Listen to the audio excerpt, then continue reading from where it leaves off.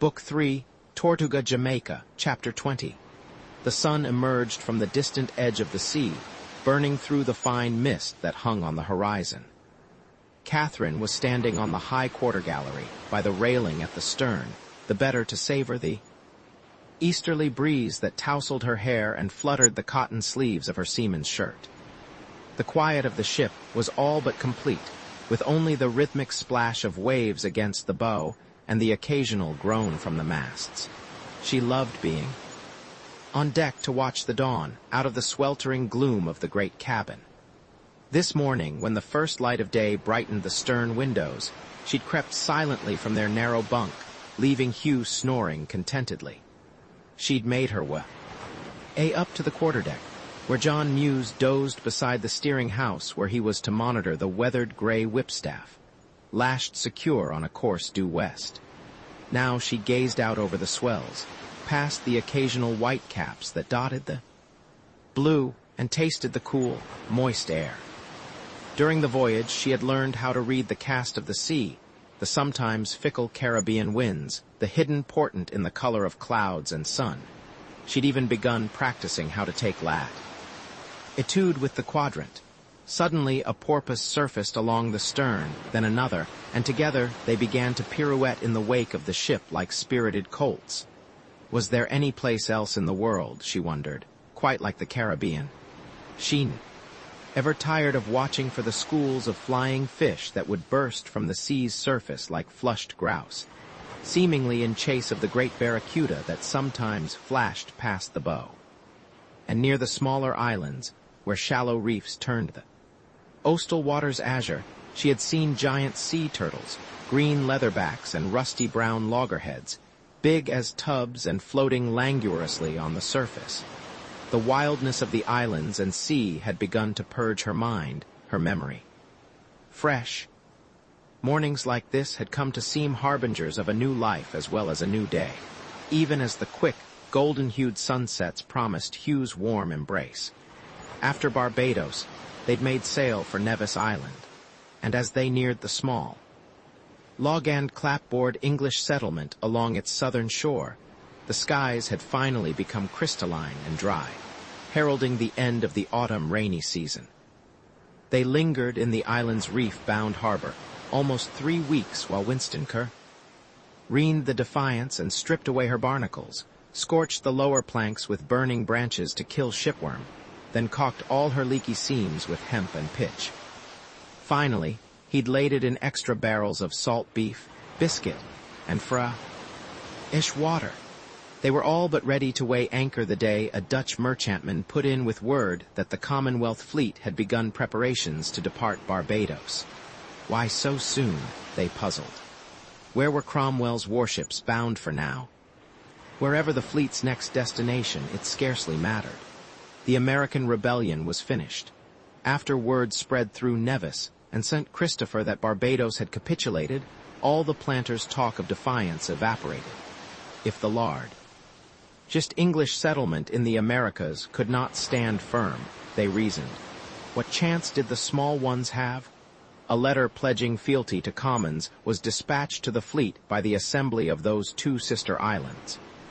That step taken, they hoped Calvert would bypass them with his hungry army and sail directly for Virginia, whose blustering royalists everyone now expected to also yield without a murmur.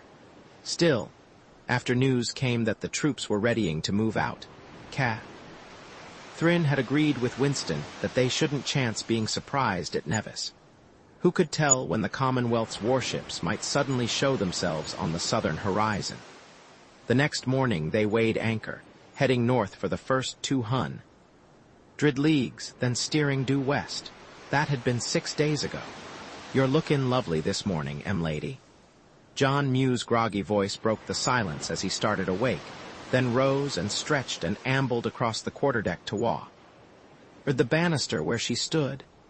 "I'd say there she is, sure as I'm a Christian." He was pointing south, in the direction of the dim horizon, where a gray-green land mass had emerged above the dark waters. "The pride of the Spaniards. What is it, Ja?" "Why, that's apt to be none other than Hispaniola, your ladyship, plain as a pikestaff, and right on schedule. He bellowed against the banister and yawned. Doesn't look to have budged an inch since last I set eyes on her. She smiled. And that must mean we're nearing Tortuga.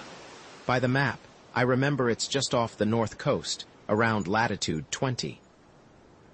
We'll likely be raising the old turtle any time now, though in truth I'd as soon ne'er see the place again. Why do you say that? 'Tis home and hearth of the finest assembly of thieves as your heir like to cross this side of Newgate prison. And that's the fact of the matter. Are you trying to make me believe you've actually been there, John? She regarded him carefully. John Muse, she had come to realize, was never at a loss for a story to share, though his distinction between truth and fancy was often imprecise. 'Twas some years past, as the sayin' goes, when the merchantman as quartermaster on put in for a week to careen. He spat into the sea and hitched up the belt on his breeches. What exactly was it like? A brig out of Portsmouth. A beamy two-master, with damned seams that had opened on us wide as a Dutch whores cunny beggin' your ladyship's pardon, which is why we had to put in to cock her. Tortuga, John. The turtle. Like I was sayin', she's the Sodom of the Indies, make no mistake. Fair enough from afar, I grant you, be. Try and put in, and you'll find out soon enough she's natural home for the rogue, who'd as soon do without uninvited company. That's why that nest of pirates has been there so long right under the very nose of the pox-rotted Spaniards. Mind you, she's scarcely more than 20 or 30 miles tip to tip, but the north side's a solid cliff, looking down on the breakers, whilst the other's just about nothing save shallow flats and mangrove thickets. There's only one bay who can put in with a frigate, a spot called Basse Terre, there on the south that is, if you can steer through the reefs that line both sides of the channel going into it. But once you're anchored, 'tis a passing good harbor for it all. Fine, sandy bottom. With draft that'll take a 70-gun brig. So that's how the cow-killers, the buccaneers, have managed to keep the island. There's only one spot the Spaniards could try and land infantry, and to get there you've got to go through a narrow passage, The reefs, easy to cover with cannon. I'd say that's about the size of it. No bottom drops anchor at Tortuga unless those rogues say you aye. He turned and began to secure a loose piece of line dangling from the shroud supporting the mast. Then, too, there's your matter of location.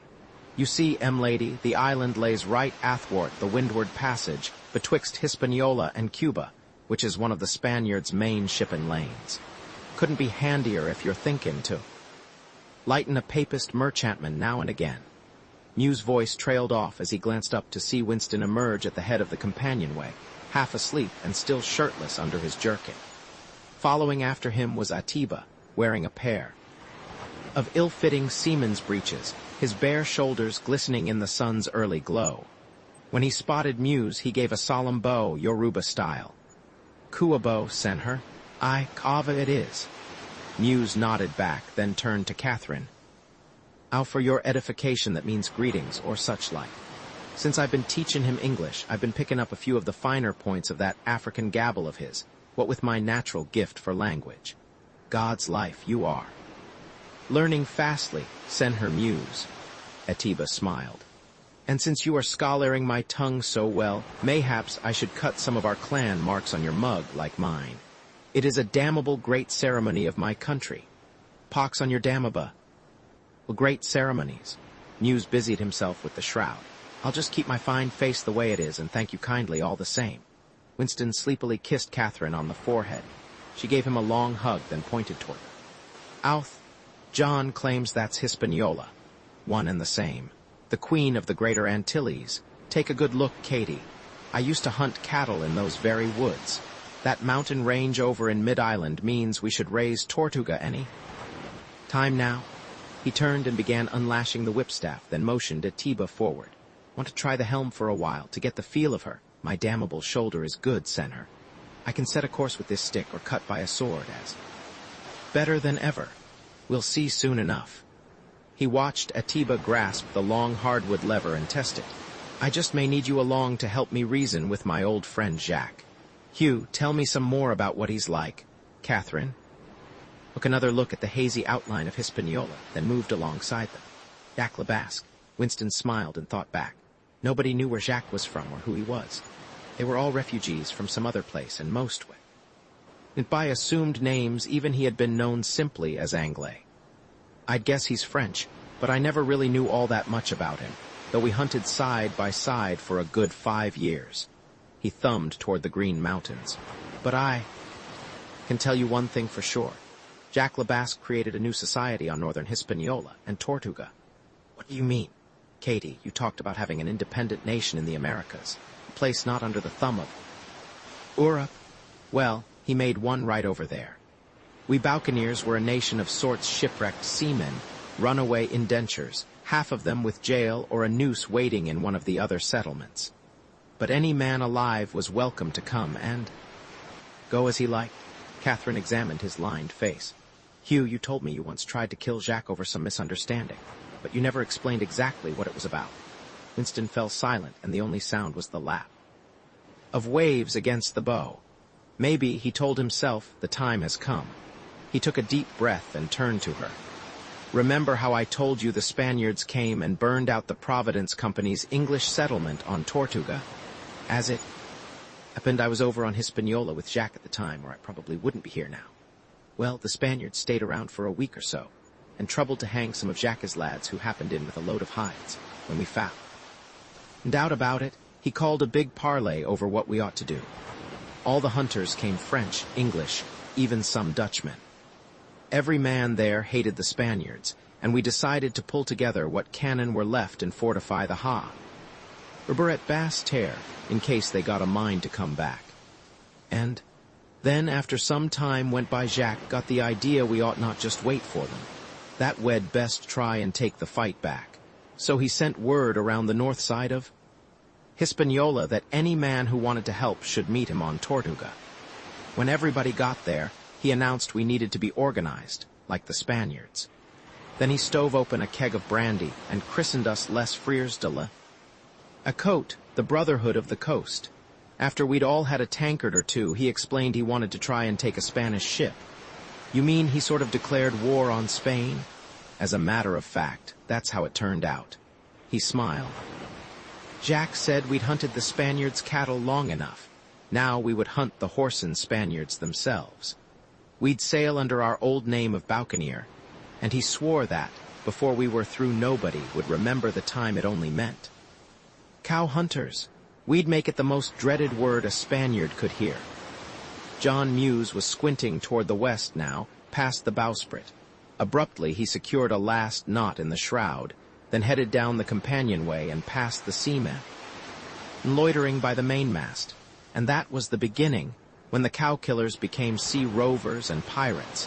For some reason, the story made her vaguely uneasy. You were actually there, a part of it? I was there. Winston paused to watch. Use. So then you joined them? No particular reason not to. The damned Spaniards had just murdered some of ours, Katie, not to mention about 600 English settlers. I figured why not give them a taste back. Besides, it looked to be the start of a grand adventure. We got together as many arms as we could muster, muskets and axes, and put to sea, us against the Spaniards. Captain, care to come forward and have a look? Muse was pointing at the dark green hum. That had just appeared on the horizon. That looks to be her, if I'm not amiss. Winston turned to study the sea ahead of them. Just above the surface of the sea was the tip of a large hump, deep green like a leatherback turtle. Maybe, yeah. I'd best order all hands to station for the afternoon watch, John. He reached back and kissed Catherine lightly. Katie, the rest of this little tale will have to wait. We've got to get ready now. In truth, I don't exactly know how pleased. My old friend Jacques is going to be seeing me again after all these years. As she watched him head down the companionway, she felt a curious mixture of excitement and unease. Now, all at once, she was wondering if she really did want to know what Hugh had been like back then. Perhaps, she told herself, there are some things better just forgotten. Bonsoir, Capitaine. A young man carrying a candle lantern was standing at the water's edge to greet their longboat as Winston. John Muse and Atiba, backed by 5 seamen with flintlocks, rowed into the shallows. Tibout de Fontenay, of water service, messieurs. We spotted your mast lights from up at the foreday. Since you seemed to know the reefs, we assumed you had been here before, so you are welcome. He appeared to be in his early 20s and was attired lavishly. A plumed hat topped his long curls. His long velvet waistcoat was parted rakishly to display an immaculate white cravat, and high, glistening boots shaped his calves. The dull glow of the lantern illuminated an almost obsequious grin. Around them, the dark outlines of a dozen frigates nodded in the light swell, while lines of foam, sparkling in the moonlight, chased up. The shore, the Defiance had been the last vessel to navigate Basse Terre's narrow channel of reefs before the quick Caribbean dusk descended. The name is Winston, master of the Defiance. He slid over the gunwale of the longboat and waded through. A light surf, late of Barbados and Nevis. Bienvenue. The man examined him briefly, then smiled again as he extended his hand and quickly shifted to heavily accented English. Your affairs, Capitaine, are of course no concern. Into us here. Any man who comes in peace is welcome at La Tortue, in the name of His Majesty, King Louis XIV of France. What the devil? Winston drew back his hand and stared up at the lantern-lit assemblage of taverns along the ship. Or, Tortuga is French now, mais oui, for the better part of a year. The gouverneur of Saint Christophe, the French side, found it necessary to dispatch armed frigates and take this island under his authority. The Anglais engages planting. Here we're sent on their way. They are fortunate we did not do worse.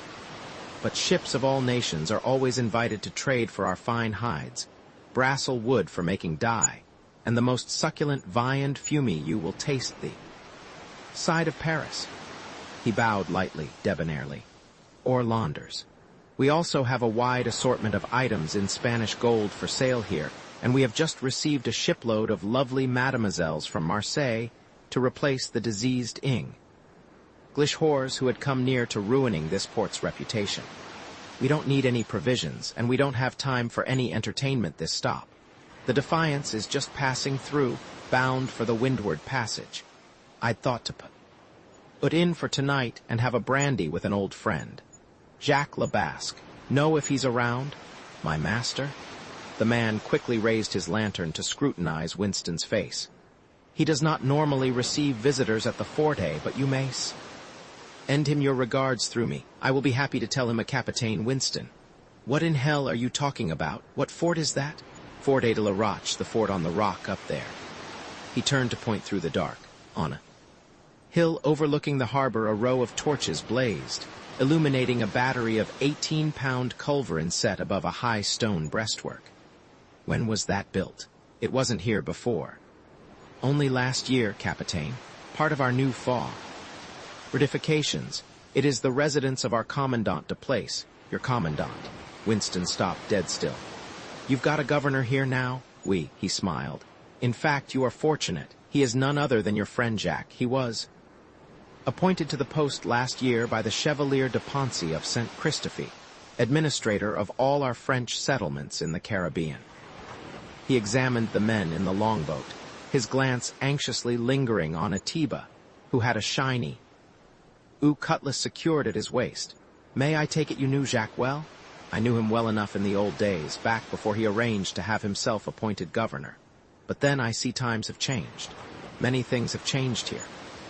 Capitaine, I'll say they have. Winston signaled for Atiba to climb out of the longboat. But my friend and I are going up to this forte and pay a visit to Commandant le Basque, and you can save your messages and diplomatic papers. He knows who I am. De Fontenay stiffened, not quite sure how to reply. As he did, a band of seamen emerged out of the dark and came jostling down the sandy shore toward them, carrying candle lanterns and tankards and singing an English chanty with convivial relish. We took aboard the captain's daughter and gave her fire twixt wind and water. Several were in pairs, their arms about each other's shoulders.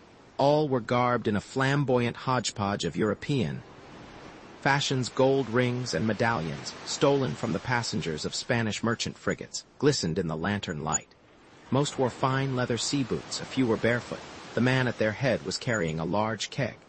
when he spotted the bobbing longboat, he motioned the procession to a halt, tossed the keg onto the sand, and sang out an invitation. "Welcome to you, masters. There's a virgin pipe of Spanish brandy here we're expectin' to violate. We'd not take it amiss if you'd help us to our work."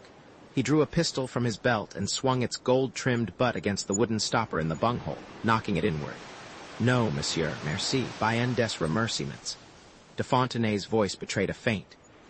"Aver, I regret we have no time, I and my good friend the Anglais here. I wasn't asking you to drink, you arse-sucking French pimp." The man with the pistol scowled as he recognized de Fontenay. "I'd not spare you the sweat off my bollocks if you were a dying of thirst." He turned toward Winston. "But you and your lads are welcome, sir, whoever you might be. I'll wager no honest Englishman ever declined a cup in good company. My name is Guy Bartholomew. And if you know anything of this place, you'll not have to be told I'm master of the Swifter, the finest brig in this port." Winston examined him in the flickering light. Yes, it was Guy Bartholomew all right. He'd been one of the original Buccaneers, and he'd hated Jack from the first. "Permit me to introduce Capitaine Winston of the Defiance, messieurs." De Fontenay tried to ignore Bartholomew's pistol. "He has asked me personally to. Winston, the Defiance." "God's wounds." Bartholomew doffed his black hat. "Let me drink to your good health, Captain." He paused to fill his tankard with the dark brown liquid spilling from the keg, then hoisted it in an impromptu toast. "You don't remember me?" From before Bartholomew, back on Hispaniola, the Buccaneer stared at him drunkenly. "No, sir, I can't rightly say as I do, but yours is a name known well enough in this part of the world, that's for certain. You wouldn't be planning to do a bit of sailing from this port, would you now? 'Twould be a pleasure to have you amongst us." "Monsieur," de Fontenay was edging on up the hill, "Capitaine Winston is a personal friend of our commandant, and we must." "A friend of Jack?" Bartholomew studied Winston's face. "I'd not believe any such damned lies and calumnies of an honest Englishman like you, sir. I knew him many years past, Bartholomew. I hope he remembers me better than you do. Am not sure he still considers me a friend after our little falling out. Well, sir, I can tell you this much. Things have changed mightily since the old days. Back then he only stole from the pox-eaten Spaniards. Now he and that French bastard de Poncy rob us all. They take a piece of all the Spaniards' booty we bring in, and then Jack demands another 10% for himself, as his landing fee. Even levies a duty on all the hides the hunters bring over from Hispaniola to sell." De Fontenay glared. "There must always be taxes anywhere. Jack is commandant now, and the Chevalier de Poncy has—" "Commandant," Bartholomew snorted. "My lads have another name for him, sir. If he ever dared come down here and meet us, the Englishman in this port would draw lots to see who got the pleasure of cutting his throat. He knows we can't sail from any other settlement. It's only because he's got those guns up there at the fort, covering the bay and all his damned guards, that he's not been done away with long before now." He turned back to Winston. "The bastard's made himself a dungeon up there beneath the rock that he calls purgatory. Go against him and that's where you end up. Few men have walked out of it alive, I'll tell you that." De Fontenay shifted uneasily and toyed with a curl. "Purgatory will not be there forever, I promise you, so you say. But you may just wind up there. Or self one day soon, sir, and then we'll likely hear you piping a different tune. Even though you are his matelot, which I'll warrant might more properly be called his whore. What I am to Jacques is no affair of yours. I suppose. A goings-on in the fort are not meant to be known to the honest ship's masters in this port. But we still have eyes, sir, for all that. I know you're hoping that, after Jacques is gone, that Frenchman de Poncy will make you commandant of this play. It's this stinking pisshole, just because the code of the Buccaneers makes you Jacques heir. But it'll not happen, sir, by my life. Never. Monsieur enough, suff it." De Fontenay spat out the words, then turned back to Winston. "Shall we proceed up to the fort, eh?" He gestured toward the hill ahead. "Or do you intend to stay and spend the night talking with these Anglais cochons? My friend, do beware of that old bastard." Bartholomew caught Winston's arm, and his voice grew cautionary. God almighty, I could tell you such tales. He's daft as a loon these days. I'd be gone from this place in a minute if I could just figure how. He tried to kill me once, Master Bartholomew, in a little epis. Ode you might recall if you set your mind to it, but I'm still around. Winston nodded farewell, then turned back toward the longboat. John Muse sat nervously waiting, a flintlock across his lap. John, take her on back and wait. For us, Atiba's coming with me, and no shore leave for anybody till morning. Aye.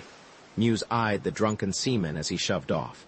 See you mind yourself, Cap'n. I'll expect you back by sunrise, or I'm sending the lads to get you. Till then. Winston gestured Atiba to move alongside him, then turned back to de Fontenay. Shall we go? Avec plaisir, Capitaine. These Anglais who sail for us can be most dangerous when they have had so much brandy. The young Frenchman paused as he glanced uncertainly at Atiba. The tall African towered by Winston's side. Will your gentle homme de service be accompanying you? He's with me. Bon. He cleared his throat. As you wish. He lifted his lantern. And, leaving Bartholomew's men singing on the shore, headed up the muddy, torchlit roadway leading between the cluster of taverns that comprised the heart of Basse-Terre's commercial center. How long has it been since you last visited us? Capitaine, de Fontenay glanced back. I have been matelot to Jacques for almost 3 years, but I don't recall the pleasure of welcoming you before this evening. It's been a few years, back before Jacques became governor. Was this your home, Send her. Atiba was examining the shop fronts along the street, many displaying piles of silks and jewelry, once belonging to the passengers on Spanish merchantmen.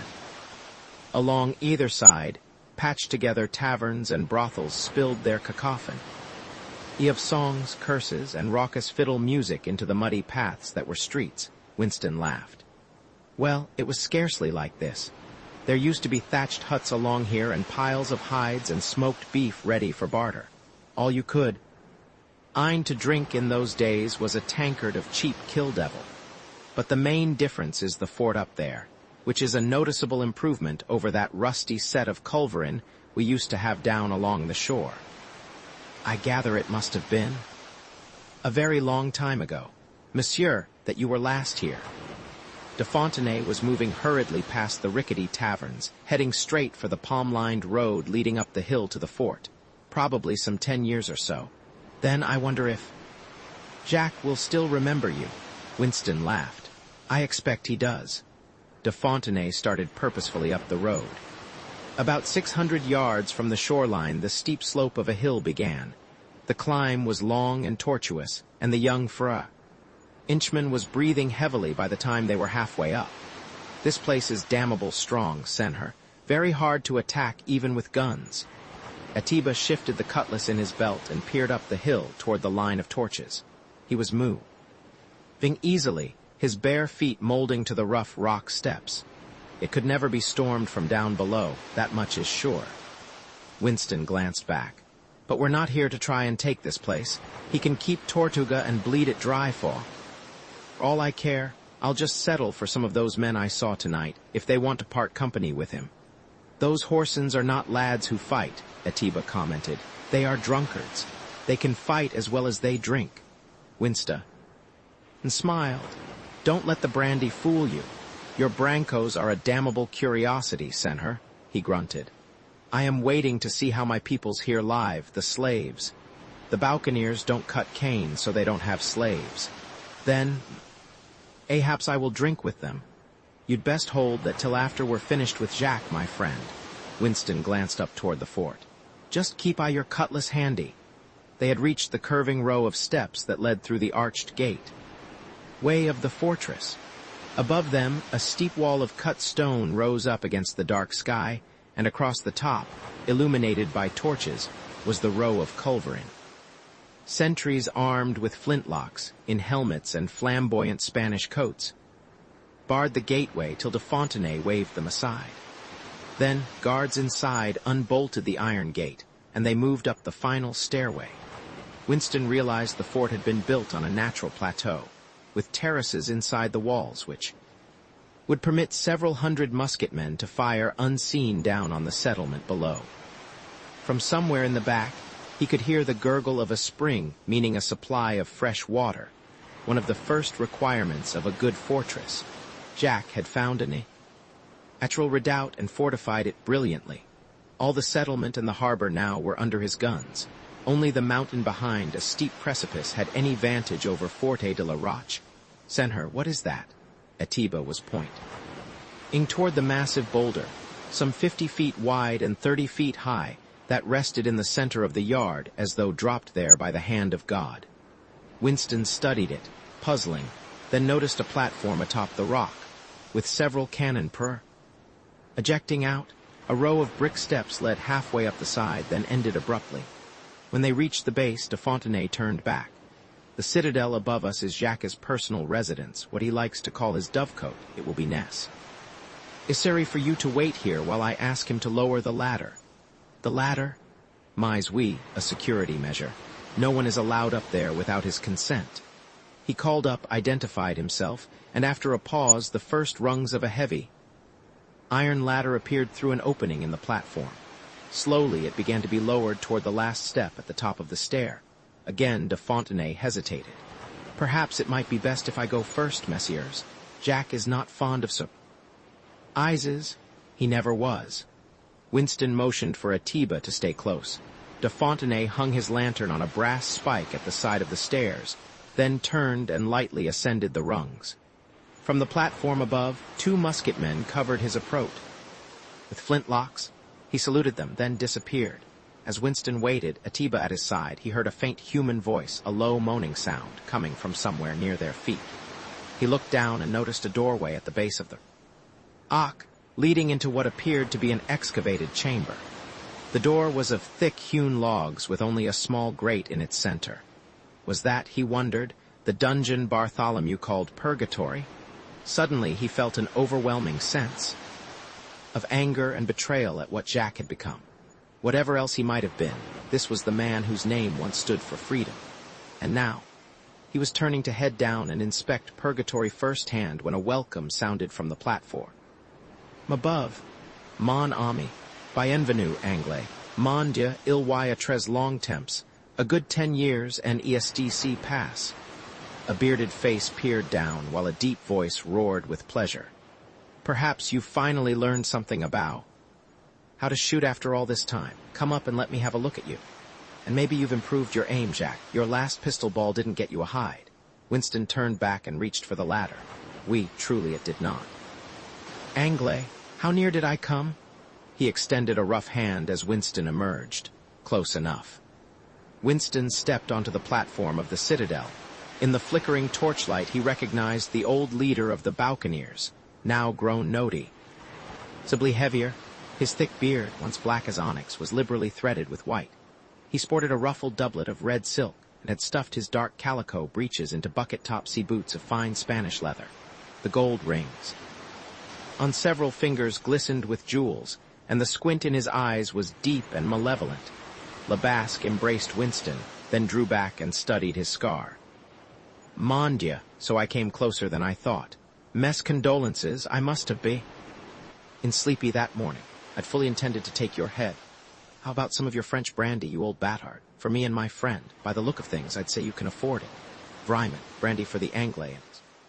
And the Buccaneer nodded warily as he saw Atiba appear at the top of the ladder. After a moment's pause, he laughed again, throatily. Truly, I can afford anything. The old days are over. I'm rich. Many a Spaniard has paid for what they did to us back then. He turned and barked an order to de Fontenay. The young man bowed, then moved smoothly through the heavy oak doors leading into Jacques' residence. You know, I still hear of you from time to time, Anglais, but never before. Or have we seen you here, NESDC pass? How have you been? Well enough. I see you've been busy yourself. Winston glanced up at the brickwork house Jacques had erected above the center of the rock. It was a true citadel. Along the edge of the platform looking out, a row of 9-pound demi-culverin had been installed. But what's this talk you chased off the English planters? They annoyed me. You know that never was wise, so I decided to be rid of them. Besides, it's bet. Or this way. A few were permitted to stay on and sail for me, but La Tortue must be French. He reached for a tankard from the Trait de Fontenay was offering. I persuaded our gouverneur up on St. Christophe to send down a few rigots to help me secure this place. Is that why you keep men in a dungeon up here? We never had such things in the old days. My little purgatory. He handed the tankard to Winston, then offered one to Atiba. The Yoruba eyed him coldly and waved it away. Jacques shrugged, taking a sip himself before continuing. Surely you understand the need for discipline. If these men disobey me, they must be dealt with. Otherwise, no one remembers who is in charge of this place. I thought we'd plan to just punish the Spaniards, not each other. But we are, Anglais, we are.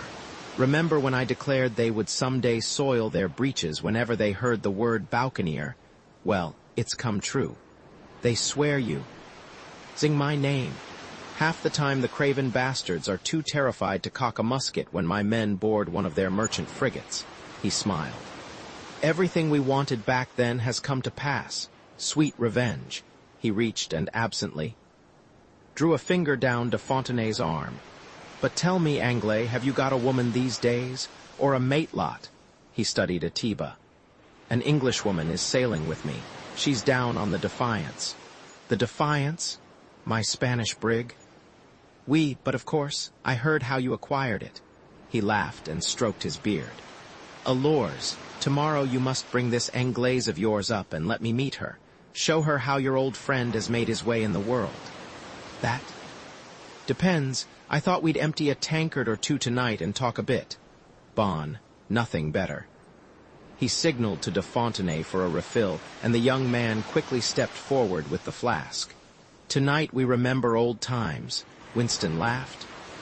Could be there are a few things about the old days we'd best let be. So maybe I'll just work on this fine brandy of yours and hear how you're getting along these days with our good friends the Spaniards. Ah, Anglais, we get on very. I have garroted easily 100 of those bastards for every one of ours they killed back then, and taken enough cargo to buy a kingdom. You know, if their Nouveau Espana Armada, the one that ships home silver from their mines in Mexico, is a week overdue making the Canary Islands. The King of Spain and all his creditors from Italy to France cannot shit for worrying I might have taken it. Someday, my friend, I will. Good, I'll drink to it. Winston lifted his tank. To the Spaniards, Jacques laughed. Oui, and may they always be around to keep me rich. On that subject, old friend, I had a little project in mind. I was thinking maybe I'd borrow a few of your lads and stage a raid on a certain Spanish settlement. Anglais, why would you want to bother? Believe me when I tell you there's not a town on the Main I could not take tomorrow if I choose, but they're mostly worthless. He drank again, then rose and strolled over to the edge of the platform. Below, mast lights were speckled across the harbor, and music drifted up from the glowing tavern windows. By the time you get into one, the Spaniards have carried everything they own into the forest and emptied the lace. I'll grant you that. But did you ever consider taking one of their islands, say Jamaica? Mon ami, the rewards of an endeavor must justify the risk. Jack strolled back and settled heavily into a deep leather chair. What's over there? Besides their militia, they've got a fortress and a town, Villa de la Viga, and there's bound to be a bit of coin, maybe even some plate. But the harbor's the real. Oui, Putitrat. Perhaps there's a sou or two to be had there. Or somewhere. But why trouble yourself with a damned militia when there are merchantmen plying the windward passage day in and day out, up to their gunwales with plate, pearls from their oyster beds down at Margarita, even silks shipped overland. From those Manila galleons that put in at Acapulco? You know an English captain named Jackson took that fortress a few years back and ransomed it for 20,000 pieces of eight. That's 160,000 reals. Anglais, I also know very well they have a battery of guns in that fort, covering the harbor. It wouldn't be all that simple to storm. As it happens, I've taken on a pilot who knows that harbor better than you know the one right down below, and I'm thinking I might sail over and see it. Winston took another swallow. You're welcome to send along some men if you like. I'll split any metal money and plate with them. Forget it, Anglais. None of these men will. Wait a minute, Jacques, you won't own them. That was never the way. So if some of these lads decide to sail with me, that's their own affair. My friend, why do you think I am the commandant de place if I do not command? Have you seen those culverin just below us? It's trained on the bay. No frigate enters Basse Terre or leaves it against my will. Even yours, mon ami. Don't lose sight of that. I thought you were getting smarter than you used to be, Jacques. Don't try and challenge me again, Angle. Jacques' hand had edged slowly toward the pistol in his belt, but then he glanced at Atiba and hesitated. Though it's not my habit to kill a man while he's drinking my brandy. He smiled suddenly, breaking the tension, and leaned back. It might injure my reputation for hospitality. When I'm in the fortress overlooking Jamaica Bay one day soon, I'll try and remember to drink your health. You really think you can do it, don't you? He sobered and studied what. Inston, it's too easy not to, but I told you we could take it as partners together. Anglais, I'm not a fool. You don't have the men to manage it alone, so you're hoping I'll give you some of mine. I don't want you to give me anything. You old whoremaster. I said we would take it together. Forget it. I have better things to do, he smiled. But all the same, it's always good to see an old friend again. Stay a while, Anglais. What if tomorrow night we feasted like the old days, Boucanier style? Why not show your femme how we used to live? Jack, we've got victuals on the Defiance. Is that what you think of me? He sighed. That I would forego this chance to relive old times. Bring this petite Angle of yours up and let her meet your old ami. I knew you before you were sure which end of a musket to prime. I watched you bring down your first wild boar. And now, when I welcome you and yours with open arms, you scorn my generosity? We're not finished with this matter of the Spaniards, my friend. Certainly. Perhaps I will give it some consideration. We can think about it tomorrow night, while we all share some brandy and dine on barbacoa, same as the old days. As long as I breathe, nothing else will ever taste quite so good. He motioned for de Fontenay to lower the iron ladder. We will remember the way we used to live. In truth, I even think I miss it at times. Life was simpler then. Things don't seem so simple around here anymore, Jacques. But we can remember, my friend, humility. It nourishes the soul. To old times then, Jacques. He drained his tankard and signaled for Atiba. Tomorrow, we Anglais, a domain, and my regards to your friend here with the cutlass. He smiled as he watched them start down the ladder. But why don't you ask him to stay down there tomorrow? I must be getting old, because that sword of his is starting to make me nervous, and we wouldn't want anything to upset our little fate, now would we, mon frere? Asterisk, asterisk, asterisk. Catherine stood at the banister amidships, Serena by her side, and studied the glimmer of lights along the shore, swaying clusters of candle lanterns as seamen passed back and forth in longboats between the brothels of Tortuga and their ships, the buccaneers. They lived in a world like none she had ever seen. As the shouts, curses, songs, and snatches of music drifted out over the gentle surf, she had to remind herself that this raffish settlement was the home of brigands unwelcome in any other place. Yet from her vantage now, they seemed like harmless, jovial chill. Still, anchored alongside the Defiance were some of the most heavily armed brigantines in the New World. No bottom here carried fewer than 30 guns. The men, too, were murderers, who killed Spanish civilians as readily as infantry. Jacques, a Basque, presided over the most dreaded naval force in the New World. He had done more to endanger Spain's fragile economy than all the Protestant countries together. If they grew any stronger, the few hundred men on this tiny island, it might well so disrupt Spain's vital lifeline of silver from the Americas as to bankrupt what once had been Europe's mightiest empire. The report of a pistol sounded from somewhere along the shore, followed by yells of glee and more shots. Several men in Spanish finery had begun firing into the night to signal the commencement of an impromptu celebration. As they marched around a keg of liquor, a cluster of women, prostitutes from the taverns, shrieked in drunken courage. Menton joined in the melee. This place is very frightening, Senhora. Serena shivered and edged next to Catherine. Her hair was tied in a kerchief, African style, as it had been for all the voyage. I have never seen branco like these. They seem so crazy, so violent. Just be thankful we're not Spaniards, or we'd find out just how violent they really are. Remember, I once lived in Brazil. We heard stories about this place. 'Tis quite a sight, your ladies. Ips, John Muse had ambled over to the railing, beside them, to watch for Winston. The damnedest crew of rogues and knaves you're ever like to make acquaintance with. Things have come to a sad pass that we've got to try recruiting some of this. Lot to sail with us. You think they're safe ashore, John? Aye, your ladyship. On that matter, I'd not trouble yourself unduly. Muse fingered the musket he was holding. You should have seen him once down at Curaçao when a gang of Dutch shippers didn't like the cheap price we was asking for a load of kill devil that had fallen our way over at, I forget where. Threatened to board and scuttle us. So the captain and me decided we'd hoist a couple of 9-pound demis up on deck and stage a little gunnery exercise on a buoy floating there on the windward side of the harbor. After we'd laid it with a couple of rounds, blew it to hell. Next thing you know, the butter boxes. John, what's that light over there? Isn't that him? Muse paused and stared. At the shoreline opposite their anchorage, a lantern was flashing. I am, lady. That's the signal, sure enough. He smiled. Didn't I tell you there'd be nothing to worry over? With an exhale of relief, he quickly turned and ordered the longboat lowered, assigning 4 men to the oars and another 4 to bring flintlocks. The longboat lingered briefly in the surf at the shore, and moments later Winston and Atiba were headed back toward the ship. It seems they are safe, Senhora.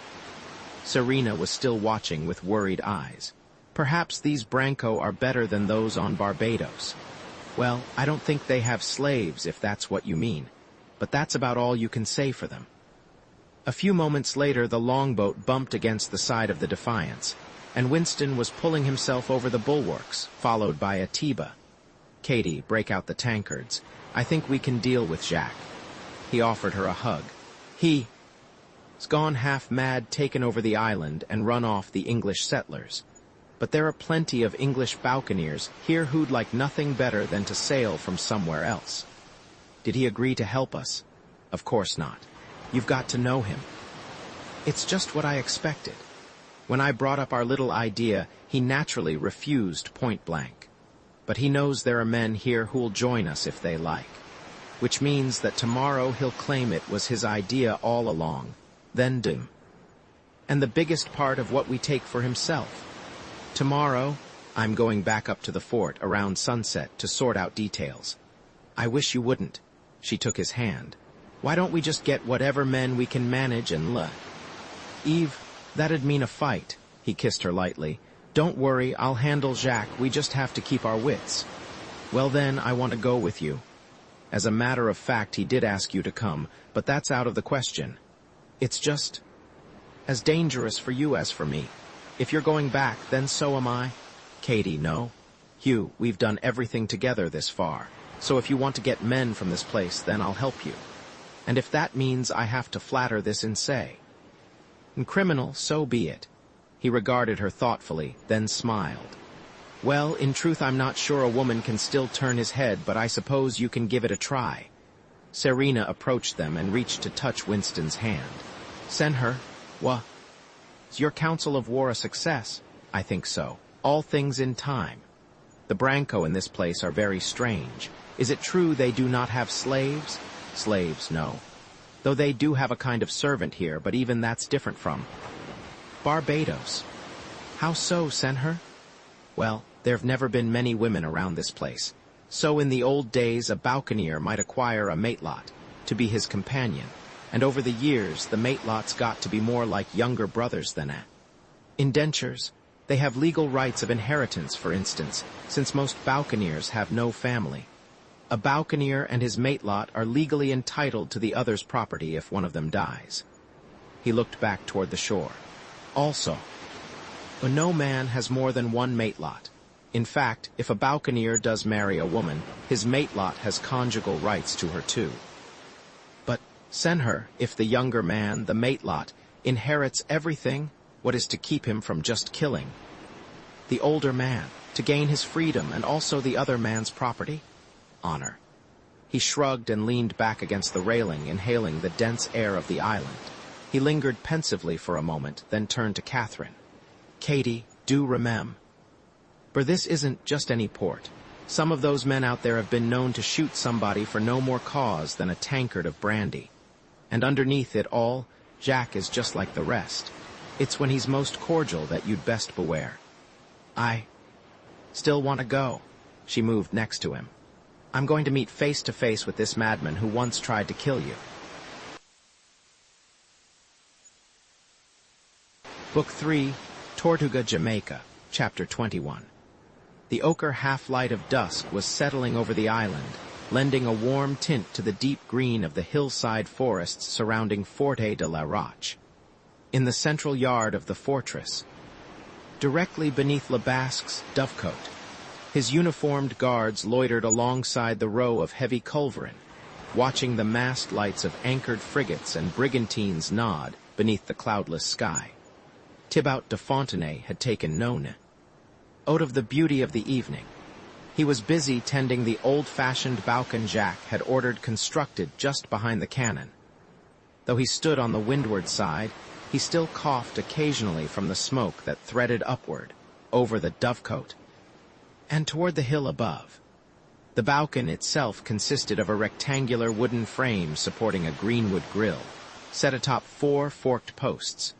Over the frame and grill, a thatchwork of banana leaves had been erected to hold in the piqua, and smoke of the smoldering naceberry branches beneath. Several haunches of beef lay flat on the grill, and now the fire was coating them with a succulent red veneer. It was the traditional Taino Indian method of cooking and preserving meat, barbacoa, that had been adopted intact by the balconeers decades before. Jacques leaned against the railing at the edge of the platform above, pewter tankard in hand, contentedly stroking his salt and pepper beard as he gazed out over the harbour and the multi-hued sunset that washed his domain in misty ambers. Finally, he turned with a murmur of satisfaction and beckoned for Catherine to join him. She glanced uneasily toward Winston, then moved to his side. The aroma of the bath, Mademoiselle, was always the signal the day was ending. He pointed across the wide bay toward the green mountains of Hispaniola. Were we over there tonight with the hunters, we would still be scraping the last of the hides now, while our balcon finished curing the day's kill for storing in our banana leaf ajupa. He smiled warmly, then glanced down to see if her tankard required attention. Though, of course, we never had such a charming anglaise to leaven our rude company. I should have thought, Monsieur le Basque, you might have preferred a Frenchwoman. Catherine studied him, trying to imagine the time when he and Hugh had roamed the forests together. Jacques le Basque, for all his rough exterior, conveyed an unsettling sensuality. She sensed his desire for her as he stood alongside, and when he brushed her hand, she caught herself trembling involuntarily. "You do me an injustice, mademoiselle, to suggest I would even attempt passing such a judgment," he laughed. "For me, womankind is like a garden, whose flowers each have their own beauty. Where is the man who could be so dull as to waste a single moment comparing the deep hue of the rose to the delicate pale of the lily? The petals of each are soft. They both open invitingly at the touch. Do they always open so easily, Monsieur le Basque? Please, you must call me Jacques." He brushed back a wisp of her hair and paused to admire her face in the light. The sunset. It is ever a man's duty to awaken the beauty that lies sleeping in a woman's body. Too many exquisite creatures never realize how truly lovely they are. Do those lovely creatures include handsome boys as well? She glanced down at de Fontenay, his long curls lying tangled across his delicate shoulders. Jacques drank thoughtfully from his tankard. "Mademoiselle, there is something of beauty in all God's work. What can a man know of wine if he samples only one? Inyard, a woman might say, Jacques, it depends on whether you prefer flowers or wine." "Touché, mademoiselle, but some of us have a taste for all of life. Our years here are so brief." As she stood beside him, she became conscious again of the short-barreled flintlock borrowed from Winston's sea chest, Without his knowing it, she had secreted in the waist of her petticoat, just below her low-cut bodice. Now it seemed so foolish. Why had Hugh painted Jacques as erratic and dangerous? Could it be because the old buccaneer had managed to better him in that pistol duel they once had, and he'd never quite lived it down? Maybe that was why he never seemed to get around to explaining what really happened that time. Then perhaps you'll tell me how many of those years you spent hunting. She abruptly turned and gestured toward the hazy shoreline across the bay. Seen through the smoke of the Balkan below, Hispaniola's forests seemed endless, impenetrable. Over there on the big island? Ah, mademoiselle, thinking back now, it seems like forever. Perhaps it was almost that long. He laughed genially, then glanced toward Winston, standing at the other end of the platform, and called out, "Ang. Glay, shall we tell your lovely mademoiselle something about the way we lived back in the old days? You can tell her anything you please, Jacques, just take care it's true." Winston was studying the fleet of ships in the bay below. Remember, this is our evening for straight talk. Then I will try not to make it sound too romantic. Jack chuckled and turned back. Since the Anglais insists I must be precise, I should begin by admitting it was a somewhat difficult existence. Madama. Zell, we'd go afield for weeks at a time, usually 6 or 8 of us together in a party to protect ourselves. Should we blunder across some of the Spaniards' lancers, cavalry who roamed the island trying to be rid of us? In truth, we scarcely knew where we would bed down from one day to the next. Winston was only half listening as he studied the musket men in the yard below. There seemed to be a restlessness, perhaps even a tension about them. Was it the Balkan, the bath, or of the smoke, or was it something more, some treachery in the making? He told himself to stay alert, that this was no time to be lulled by Jacques' famed courtliness. It could have been a big mistake not to bring Atiba, in spite of Jacques' d. Manned he be left. On most days we would rise at dawn, prime our muskets, then move out to scout for game. Usually one of us went ahead with the dogs. Before the Anglais came to live with us, that perilous assignment normally fell to me, since I had the best aim. He lifted the onion flask of French brandy from the side of the veranda and replenished her tankard with a smooth flourish. When you stalk the wild bull, the toro sauvage, you'd best be able to bring him down with the first shot, or hope there's a stout tree nearby to climb. He smiled and thumbed toward Winston. But after the Anglais joined us, we soon all agreed he should have the honor of going first with the dogs. We had discovered he was a born marksman. He toasted Winston with his tankard. When the dogs had a wild bull at bay, the Anglais would dispatch it with his musket. Afterwards, one of our men would stay to butcher it and take the hide while the rest of us would move on following him. Then what? She never knew before that Winston had actually been the leader of the hunt, their marksman. Well, mademoiselle, after the Anglais had bagged a bull for every man, we'd bring all the meat and hides back to the base camp, the rendezvous. Then we would put up a balcon like the one down there below us now, and begin smoking the meat while we finished scraping the hides. He smiled through his graying beard. You would scarcely have recognized the Anglais or me in those days, mademoiselle. Half the time our breeches were so caked with blood they looked like we'd been tarred. He glanced back at the island. By nightfall the barbacoa would be finished, and we would eat some, then salt the rest and put it away in an ajoupa together with the hides. Finally, we'd bed down beside the fire of the balcon to smoke away the mosquitoes, sleeping in those canvas sacks we used to keep off ants. Then, at first light of dawn, we rose to go out again. And then you would sell your barbacoa and hides here on Tortuga?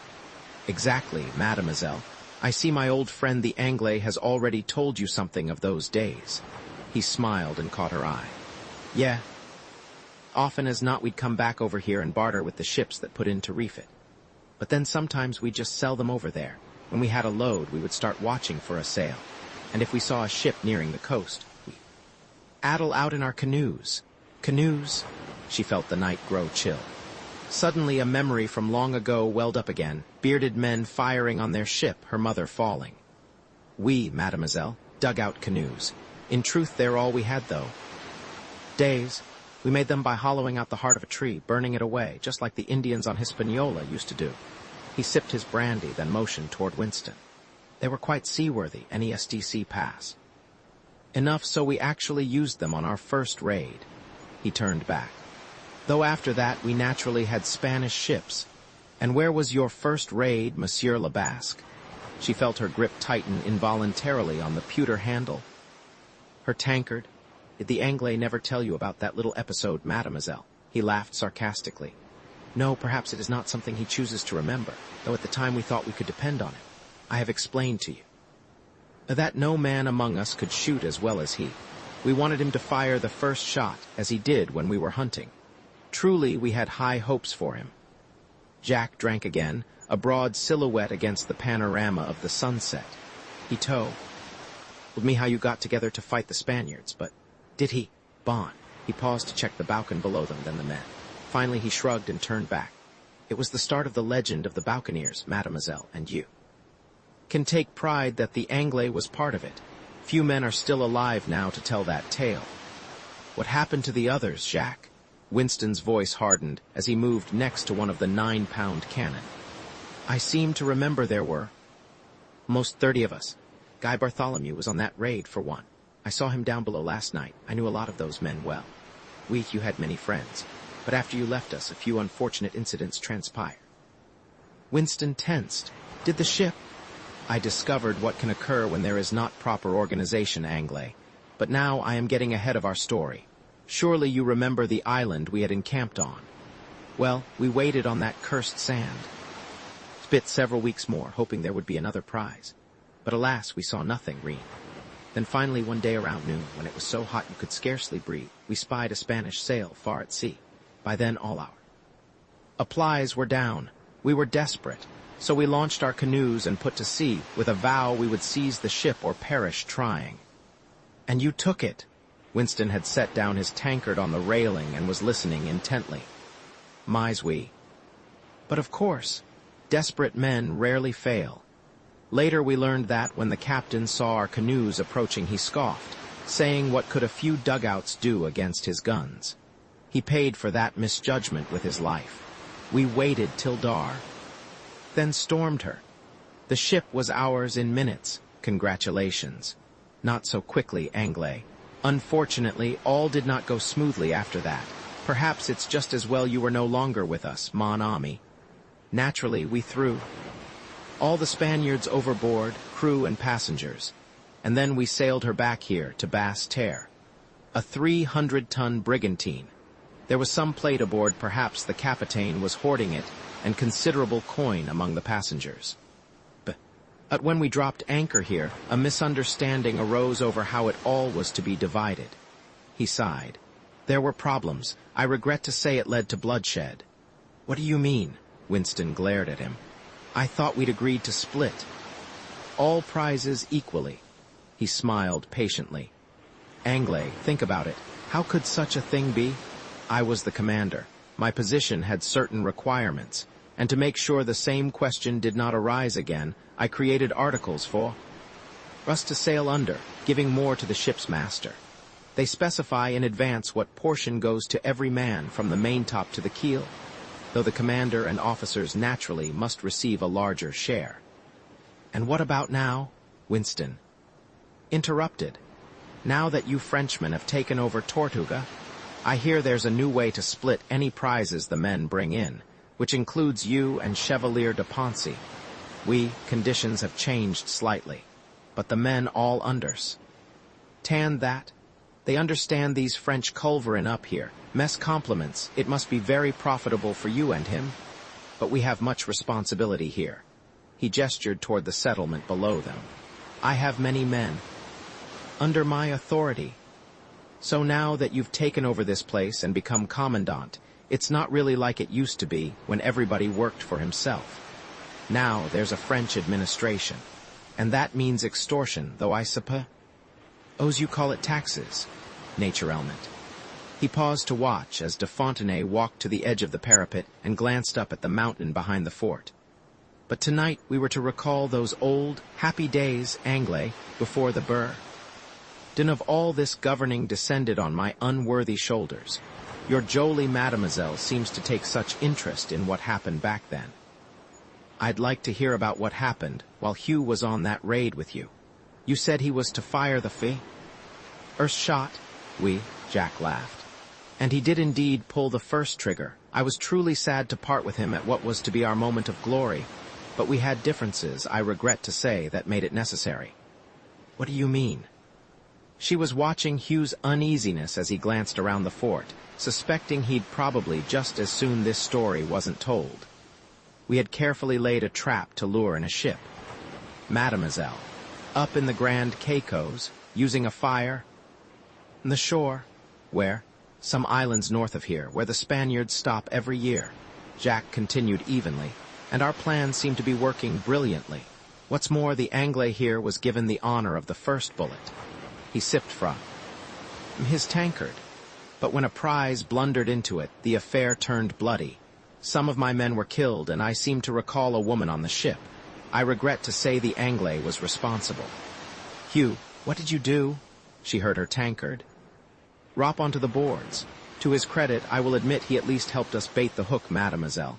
Jack smiled. Did you not, Anglais? That I did. Except it caught an English fish instead of a Spaniard.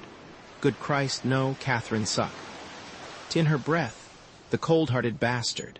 I am glad I brought a pistol, except it'll not be for Jacques le Basque. I think you two had best spare me the rest of your heroic little tale before I... But, mademoiselle, the Anglais was our finest marksman. He could bring down a wild boar at 300 paces. He toasted Winston with a long draught from his tankard. Don't forget I had trained him well. We wanted him to fire the first shot. You should at least take pride in that, even if the rest does not redound entirely to his credit. Hugh, you'd better tell me the truth. Right now. She moved toward him, almost quivering with rage. She felt her hand close about the grip of her pistol. She stood facing Winston, his scarred face impassive. Did you fire on the ship? Mademoiselle, what does it matter now? All that is past, correct? Jack smiled as he strolled over. Tonight the Anglais and I are once more Freers de la Côte. Brothers in the honorable order of Buccaneers. He patted Winston's shoulder. That is still true. NSC pass. And together we will mount the greatest raid ever on the Spanish island of Jamaica. Winston was still puzzling over Catherine's sudden anger when he finally realized what Jack had said. So he thought, the old batard wants to give me the men after all, just as I'd figured. Now it's time to talk details. Together, Jacques. But remember I'm the one who has the path. Illet, the man who can get us into the harbor. So that means I set the terms. He sipped from his tankard, feeling the brandy burn its way down. And since you seem to like it here so much, I'll keep the port for myself, and we'll us draw up some of those articles of yours about how we manage the rest. But of course, Anglais, I've already been thinking. Perhaps we can handle it this way. You keep whatever you find in the fortress, and my men will take the spoils.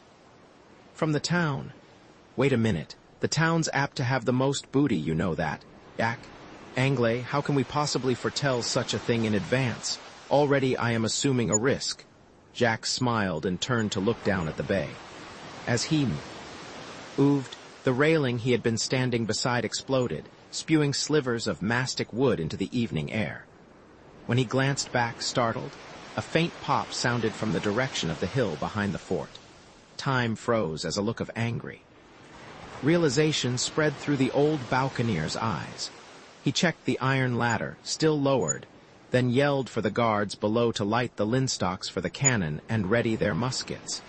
Katie, take cover. Winston seized her arm, and she felt him pull her against the side of the house, out of sight of the hill above. Maybe Commandant Le Basque is not quite so popular with some of his lads as he seems to think. I can very well take care of myself. Captain, right now I've a mind to kill you both. She wrenched her arm away and moved down the side of the citadel. Katie, what? As Winston stared at her, uncomprehending, another musket ball from the dark above splattered into the post beside Jack. He bellowed. The curse then drew the pistol from his belt and stepped into the protection of the roof. When he did, One of the guards from below, wearing a black hat and jerkin, appeared at the top of the iron ladder leading up from the courtyard. Jacques yelled for him to hurry. "Damn you, Vite. There's some fool up the hill with a musket." Before he could finish, the man raised a long flintlock pistol and fired. The ball ripped away part of the ornate lace along one side of Jacques' collar. Almost. Before the spurt of flame had died away, Jacques' own pistol was cocked. He casually took aim and shot the guard squarely in the face. The man slumped across the edge of the opening, then slid backward and out of sight. Anglais. He turned. "Act coolly. Tonight you have just had the privilege of seeing me remind these Cochons who controls this island." Even as he spoke, the curly head of de Fontenay appeared through the opening. When Jacques saw him, he beckoned him forward. "Come on and pull it up after you. Too many killings will upset my guests' dinner." The young Frenchman stepped slowly onto the platform, then slipped his right hand into his ornate doublet and lifted out a pistol. He examined it for a moment before reaching down with his left and extracting another. "I said to pull up the ladder, damn you. That's an order." De Fontenay began to back along the railing, all the while staring at Jacques with eyes fearful and uncertain. Finally, he summoned the courage to speak. "You are a bête, Jacques, truly a beast." His voice trembled, and glistening droplets of sweat had begun to bead on his smooth forehead. "You're going to open purgatory and release the men you have down there. Give me the keys, or I will kill you myself, I swear it. You do well to put those guns away, you little foo, before I become annoyed." Jacques glared at him a moment, then turned toward Winston, his voice even. "Anglais, kindly pass me one of your pistols, or I will be forced to kill this little putain and all the rest with my own bare hands. I would regret having to soil them." "You'd best settle this yourself, Jacques. I keep my pistols. Besides, maybe you should open that new dungeon of yours. We never needed anything like that in the old days." "Damn you, Anglais." His voice hardened. "I said give me a gun." At that moment, another guard from below appeared at the opening. With a curse, Jacques stepped over and shoved a heavy boot into his face, sending the startled man sprawling backward. Then he seized the iron ladder and drew it up, beyond reach of those below. He ignored de Fontenay as he turned back to Winston. "You defying E2, Anglais, bon, because before this night is over, I have full intention of settling our accounts." "Jacques, mon ami." Winston laughed. "Here all this time I thought we were going to be freers again," he sobered. "Though I would prefer going in partners with a commander who can manage his own men." "You mean this little one?" He thumbed at de Fontenay. "Believe me when I tell you he does not have the courage of now." De Fontenay was raising the pistol in his right hand. "Acally, I said to give us the keys, Jacques. You have gone too far. You will not live that long, my little matelot, to order me what to do." Jacques feigned a menacing step toward him. Startled, de Fontenay edged backward, and Jacques did with laughter, then turned back to Winston. "You see, Anglais, cowards are all the same. Remember when you wanted to kill me. You were point blank, and you failed. Now this little putain has the same idea." He seized Winston's jerkin.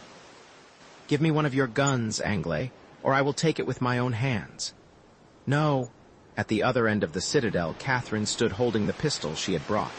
She was gripping it with both hands, rock steady, aimed at them. Slowly, she moved down the porch. "I'd like to just be rid of you both. Which one of you should I kill?" The old buccaneer stared at her as she approached, then at Winston. "Your Anglais has gone mad. I was on that English ship you two are so proud of attacking." She directed the flintlock toward Winston. "Hugh, the woman you remember killing, she was my mother." The night flared with the report of a pistol, and Jacques flinched in surprise. He glanced down curiously at the splotch of red bloss humming against the side of his silk shirt, then looked up at de Fontenay. "That was a serious mistake, my little ami, one you will not live long enough to regret." The smoking pistol de Fontenay held dropped noisily onto the boards at his feet while he raised the other. "I said give to me the keys, Jacques, or I will kill you, I swear it. You think I can be killed by you? Jamais." He laughed, then suddenly reached out and wrenched away the pistol Catherine was holding, shoving her aside. With a smile, he aimed it directly at de Fontenay's chest. "Now, mon ami."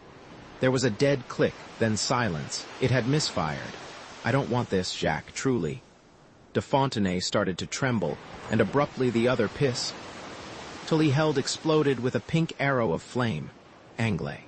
Jack jerked lightly, a second splotch of red spreading across his pale shirt. Then he dropped to one knee with a curse. De Fontenay stepped hesitantly forward. Perhaps now you will understand, Mon Mater, what kind of man I can be. He watched in disbelief, as Jacques slowly slumped forward across the boards at his feet. Then he edged closer to where the old buccaneer lay, reached down and ripped away a ring of heavy keys secured to his belt. He held them a moment in triumph before he looked down again, suddenly incredulous. Mon Dieu, he is dead.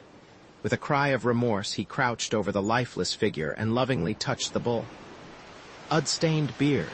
Finally, he remembered himself and glanced up at Winston. It seems I have finished what you began. He told me today how you two quarreled once. He cared nothing for us, you or me, friend or lover. He hesitated, and his eyes appeared to plead. What do we do now? Winston was still staring at Catherine, his mind flooded with dismay at the anger in her eyes. At last, he seemed to hear de Fontenay and turned back. Since you've got his keys, you may.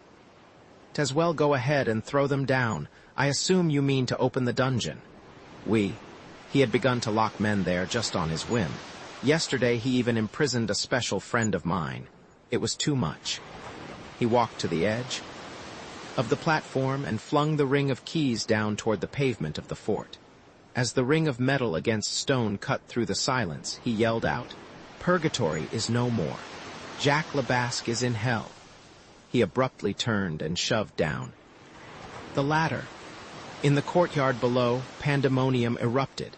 At once a cannon blazed into the night, then a second and a third. Moments later, jubilant musket fire sounded up from the direction of the settlement as men poured into the streets. Torches and lanterns blazing. Good God, Katie, I don't know what you've been thinking, but we'd best talk about it later. Right now, we've got to get out of here. Winston walked hesitantly to where she stood. Somebody's apt to get 'em. I'm to fire this place. No, I don't. Katie, come on. He grabbed her arm. De Fontenay was still at the railing along the edge of the platform, as though not yet fully comprehending the enormity of his act. Below him, a string of prisoners, still shackled, was being led from the dungeon beneath the dovecote. Winston forcibly guided Catherine down the ladder and onto the stone steps below. Now, guards had already begun dismantling the balcony with the butts of their muskets, sending sparks sailing upward into the night air. Then the iron gateway of the fortress burst open, and a mob of seamen began pouring through, waving pistols and cheering. Finally, one of them spotted Winston on the steps and pressed through the crowd. God's blood, is it true? Winston looked down and recognized Guy Bartholomew. Jacques is dead. And they're all claiming you did it, that you came up here and killed the bastard, the very thing we all wanted, and you managed it. He reached up and pumped Winston's hand. Maybe now I can stand you a drink. For my money, I say you should be new commandant of this piss-hole, by virtue of ridding the place of him. I didn't kill him, Bartholomew. That honor goes to his matelot.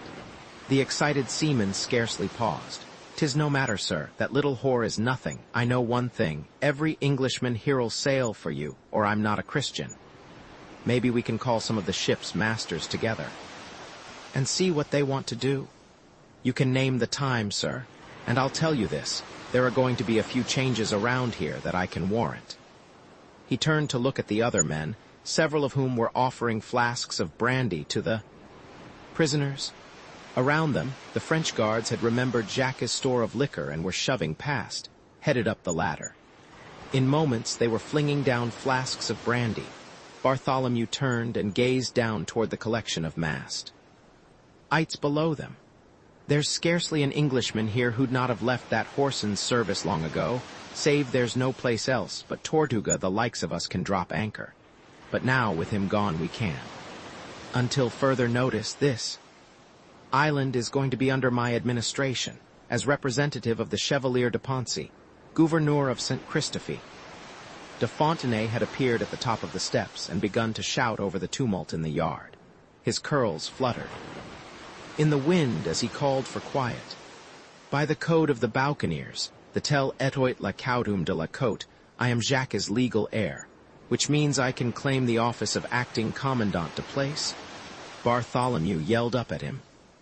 You can claim whatever you like, you pimp, but no Englishman'll sail for you, and that's a fact.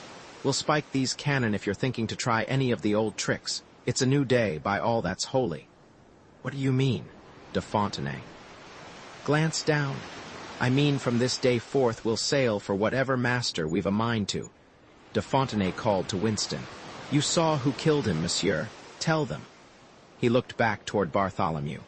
This man knew Jacques better than ni of you. His friend, the Anglais, from the very first days of the Buccaneers. He will tell you the code makes me. Anglais? Bartholomew stared at Winston a moment, then a smile erupted across his hard face. Good God, I do believe. Eve it is. You've aged mightily, lad, on my honor. Please take no offense I didn't recognize you before. It's been a long time. God's blood, none of us ever knew your Christian name. We all thought you dead after you and Jacques had that little shooting spree. He grasped Winston's hand. You have any idea how proud we were of you? I tell you we all saw it when you pulled a pistol on that bastard. You may not know it, sir, but it was because of you his band of friends. Rogues didn't rape that English frigate. All the Englishmen amongst us wanted to stop it, but we had no chance. He laughed. In truth, sir, that was the start of all our troubles here. We never got along with the damned Frenchmen after the... At articles or no? Hugh, what's he saying? Catherine was staring at him. What do you mean? Is it true you stopped Jacques and his men from taking our ship? The one you were talking about tonight? The idea was we were only to kill Enyards, no Englishman had done anything to us. It wouldn't have been honorable. When Jacques didn't agree with me on that point, things got a little unpleasant. That's when somebody started firing on the ship. I, the damned Frenchman, Bartholomew, who interjected. I was there, sir. I'm sorry the rest of us didn't manage to warn you in time. Winston slipped his arm around her. Suddenly she wanted to smother him in her arms. But you realize you must have saved my life. They would have killed us all. They doubtless would have, eventually. He reached over and kissed her, then drew back and examined her. Katie, I have a confession to make. I think I can still remember watching you when I was in the longboat trying to reach the ship. I think I fell in love with you that morning, with that brave girl who stood there at the railing, musket balls flying. I never forgot it in all the years. My God, to think it was you. He held her against him for a moment, then lifted up her face. Which also means I have you and yours to thank for trying to kill me when I wanted to get out to where you were. The captain just assumed you were one of them. I heard him talk about it after. No. But he had any idea. She hugged him. You and your honor, you changed my life. You and that ship sure as hell changed mine. After I fell in love with you, I damn near died of thirst in that leaky longboat. And then writers. Capitaine. Please tell them I was the one who shot Jacques, that I am now commandant de place. De Fontenay interrupted, his voice pleading. That I have the authority to order them. You're not ordering anything, by Jesus. I'm about to put an end to any more French orders here and now. Bartholomew seized a burning stick from the fire in the balcony and flung it upward onto the veranda of the Dovecote. A cheer went up from the English seamen clustered around, and before Jacques' friend. Guards could stop them. They were flinging torches and flaming logs up into the citadel. Messieurs, no, please. Je vous en prie. Non. De Fontenay stared up in horror. Tongues of flame began to lick at the edge of the platform. Some of the guards dropped their muskets and yelled to get buckets of water from the spring behind the rock. Then they thought better of it and started edging gingerly toward the iron gates leading out of the fortress and down the hill. The other guards who had been rifling the liquor came scurrying down the ladder, jostling de Fontenay aside. As Winston urged Catherine toward the gates, the young matelot was still lingering forlornly on the steps, gazing up at the burning Dovecote. Finally, the last to leave Fort de la Roche, he sadly turned and made his way out. Senhor, what is happening here? Atiba was racing up the steps leading to the gate, carrying his cutlass. I swam to shore and came fastly as I could. There's been a little revolution up here, my friend, and I'll tell you something else. There's likely to be some gunpowder in that citadel for those demi-culverin. I don't have any idea how many kegs he had, but knowing Jacques, there was enough. He took Catherine's hand. It's the end for this place, that much you can be sure. Hugh, what about the plan to use his men? She turned back to look. We'll just have to see how things here are going to settle out now. Maybe it's not over. Or yet, they moved onto the tree-lined pathway. The night air was sharp, fragrant. Above the glow of the fire, the moon hung like a lantern in the tropical sky. You know, I never trusted him for a minute. Truly, I didn't. She slipped her off. From around Winston's jerkin. I realize now he was planning to somehow try and kill us both tonight. Thank heaven it's over. Why don't we just get out of here while we still can? Well, sir, it's a new day. Guy Bartholomew merged out of the crowd, his smile illuminated by the glow of the blaze. And I've been talking with some of my lads. Why don't we just have done with these damned Frenchmen and claim this island? He gleefully rubbed at the stubble on his chin. No Englishman here's going to line the pockets of a Frenchman ever again, that I'll promise you. You can try and make Tortuga English if you like, but you won't be sailing with me if you do. What do you mean, sir? Barthala. You stood puzzling.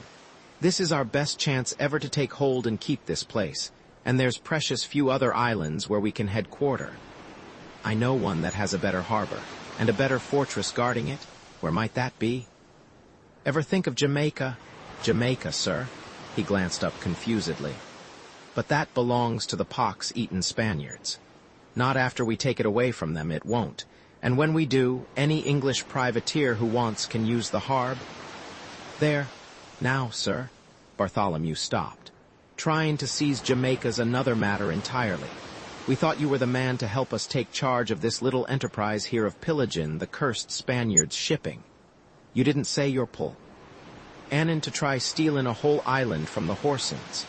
I'm not just planning, my friend. Winston moved on ahead, Atiba by his side. God willing, I'm damned sure going to do it. It's a bold notion that I'll grant you. He examined Winston skeptically, then grinned as he followed after. God's life, that'd be the biggest prize any Englishman in the Caribbean ever tried. I think it can be done. Well, I'll be plain with you, sir. I don't know how many men here'll be willing to risk their hide on such a venture. I hear the Spaniards have got a militia over there, maybe 1,000 strong. 'Tis even said they've got some cavalry. Then, all you Englishmen here can stay on and sail for the next commandant. Chevalier de Poncy finds to send down and take over. He'll hold La Tortue for France, don't you think otherwise? All those commissions didn't stay in Jacques' pocket, you can be sure. He's bound to have passed a share up to the Front. Schmenon St. Christopher. Will not permit it, sir. Will not let the Frenchmen have it back. How do you figure on stopping them? This fortress'll take weeks to put into any kind of shape again, and de Poncy's sure to post a fleet. Down the minute he hears of this, I'd say this place'll have no choice but stay French. I'm beginning to get the thrust of your thinking. He gazed ruefully back up at the burning fort. If that should happen, and I grant you there's some likelihood it just might, then there's apt to be damned little future here for a God-fearing Englishman. So either we keep on sailing for some other French bastard, or we find ourselves another harbor. That's how I read the situation now. Winston continued on down the hill. So why don't we hold a vote amongst the men and see, Master Bartholomew? Maybe a few of them are game to try making a whole new place. Book 3, Jamaica, Chapter 22. A cricket sang from somewhere within the dark crevices of the stone wall surrounding the two men, a sharp, shrill cadence in the night. To the older, it was a welcome sign all was well. The younger gave it no heed, as again he bent over and hit his steel against the flint, sending sparks flying into the wind. Finally, he cursed in Spanish and paused to pull his goatskin jerkin closer. Hippolito de Valera had not expected this rueful. His hilltop outpost would catch the full force of the breeze that rolled in off the bay. He paused for another gust to die away, then struck the flint once more. A shower of sparks scattered across the small pile of dry grass and twigs by the wall, and then slowly, tentatively the tinder began to glow. When at last it was blazing, he tossed on a large handful of twigs and leaned back to watch. In the uneven glow of the fire his face was soft, with an aquiline nose and dar. Castilian eyes. He was from the sparsely settled north, where his father Don Alfonso de Valera had planted 45 acres of grape arbor in the mountains. Winemaking was forbidden in the Spanish Americas, but taxes on Spanish wines were high and Spain was far away. Tenga cuidado, the flame must be kept low, it has to be heated slowly. Juan José Pereira was, as he had already observed several times previously this night, more knowing of the world. His lined cheeks were leather dark from a lifetime of riding in the harsh Jamaican sun for the cattle rancher who owned the largest hato on the Liguania plain. Perhaps the youngest son of a vineyard owner might understand the best day to pick grapes for the claret, but such a raw youth would know nothing of the correct preparation of chocolate. Juan José monitored the blaze for a time, and then his hands moving with the deft assurance of the ancient conquistadors, carefully retrieved a worn leather bag from his pocket and dropped a brown lump into the brass kettle now hanging above the fire. He next added 2 green Tabasco peppers, followed by a portion of goat's milk from his canteen. Finally, he stirred in a care. Full quantity of muscovado sugar procured for him informally by his sister's son Carlos, who operated the boiling house of a sugar plantation in the Guanaboa Vale, one of only 7 on the island, with a horse-drawn mill for crushing the cane. As he watched the thick mixture begin to simmer, he motioned for the younger man to climb back up the stone stairway to the top of their outpost, the villa overlooking the harbor of Jamaica Bay. Dawn was 4 hours away, but the vigil for mast lights must be kept, even when there was nothing but the half-moon to watch. In truth, Juan José did not mind his occasional night of duty for the militia, especially here on the mountain. He liked the stars, the cool air, or so unlike his sweltering, thatched hut on the plain, and the implicit confirmation his eyes were still as keen as they had been the morning he was baptized, over 50 years ago. The aroma of the chocolate swirled up into the watchtower above, and in the moonlight, its dusky perfume sent Hippolito's thoughts soaring. Elvita. Wouldn't it be paradise if she were here tonight, instead of a crusty old vaquero like Juan José? He thought again of her almond eyes, which he sometimes caught glancing at him during the Mass, though always averted with a pretense of modesty when his own look returned their desire. He sat musing over what his father would say when he informed him he was hopelessly in love with Elvita de Lo. Issa? Undoubtedly, Don Alfonso would immediately point out that her father Garcia de Loisa had only 20 acres of lowland cotton in cultivation. What dowry would such a lazy family bring? What to do? Just to think about her. Ah, the moon, your chocolate. Juan José was standing beside him holding out a pewter bowl from which a tiny wisp of steam trailed upward to be captured in the breeze. The old man watched him take it then, holding his own portion. Settled back against the stone bench, you were gazing at the moon, my son. He crossed himself, then began to sip noisily. The spot to watch is over there at the tip of the Cayo de Kerna. Now he was pointing south. Any protesta, a fleet that would attack us must first sail around the point. The old man consumed the rest of his chocolate quickly, then licked the rim of the bowl and laid it aside. Its spicy sweetness was good, true enough, one of the joys of the span. Ish Americas, but now he wanted something stronger. Unobtrusively, he rummaged through the pocket of his coat till he located his flask of pimento brandy. He extracted the cork with his teeth, then pensively drew twice on the bottle buffet, or rising to stare out over the stone balustrade. Below them on the right lay Jamaica Bay, placid and empty, with the sandy cay called Cayo de Kerna defining its farthest perimeter. The cay, he had always thought, was where the passage, or it really should be.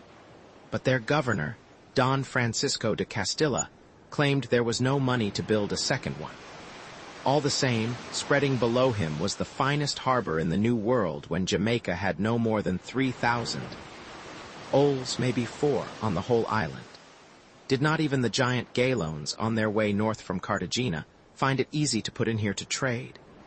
Their arrival was, in fact, always the event of the year, the time when Jamaica's ides and pig lard were readied for Havana, in exchange for fresh supplies of wine, olive oil, wheat flour, even cloth from home.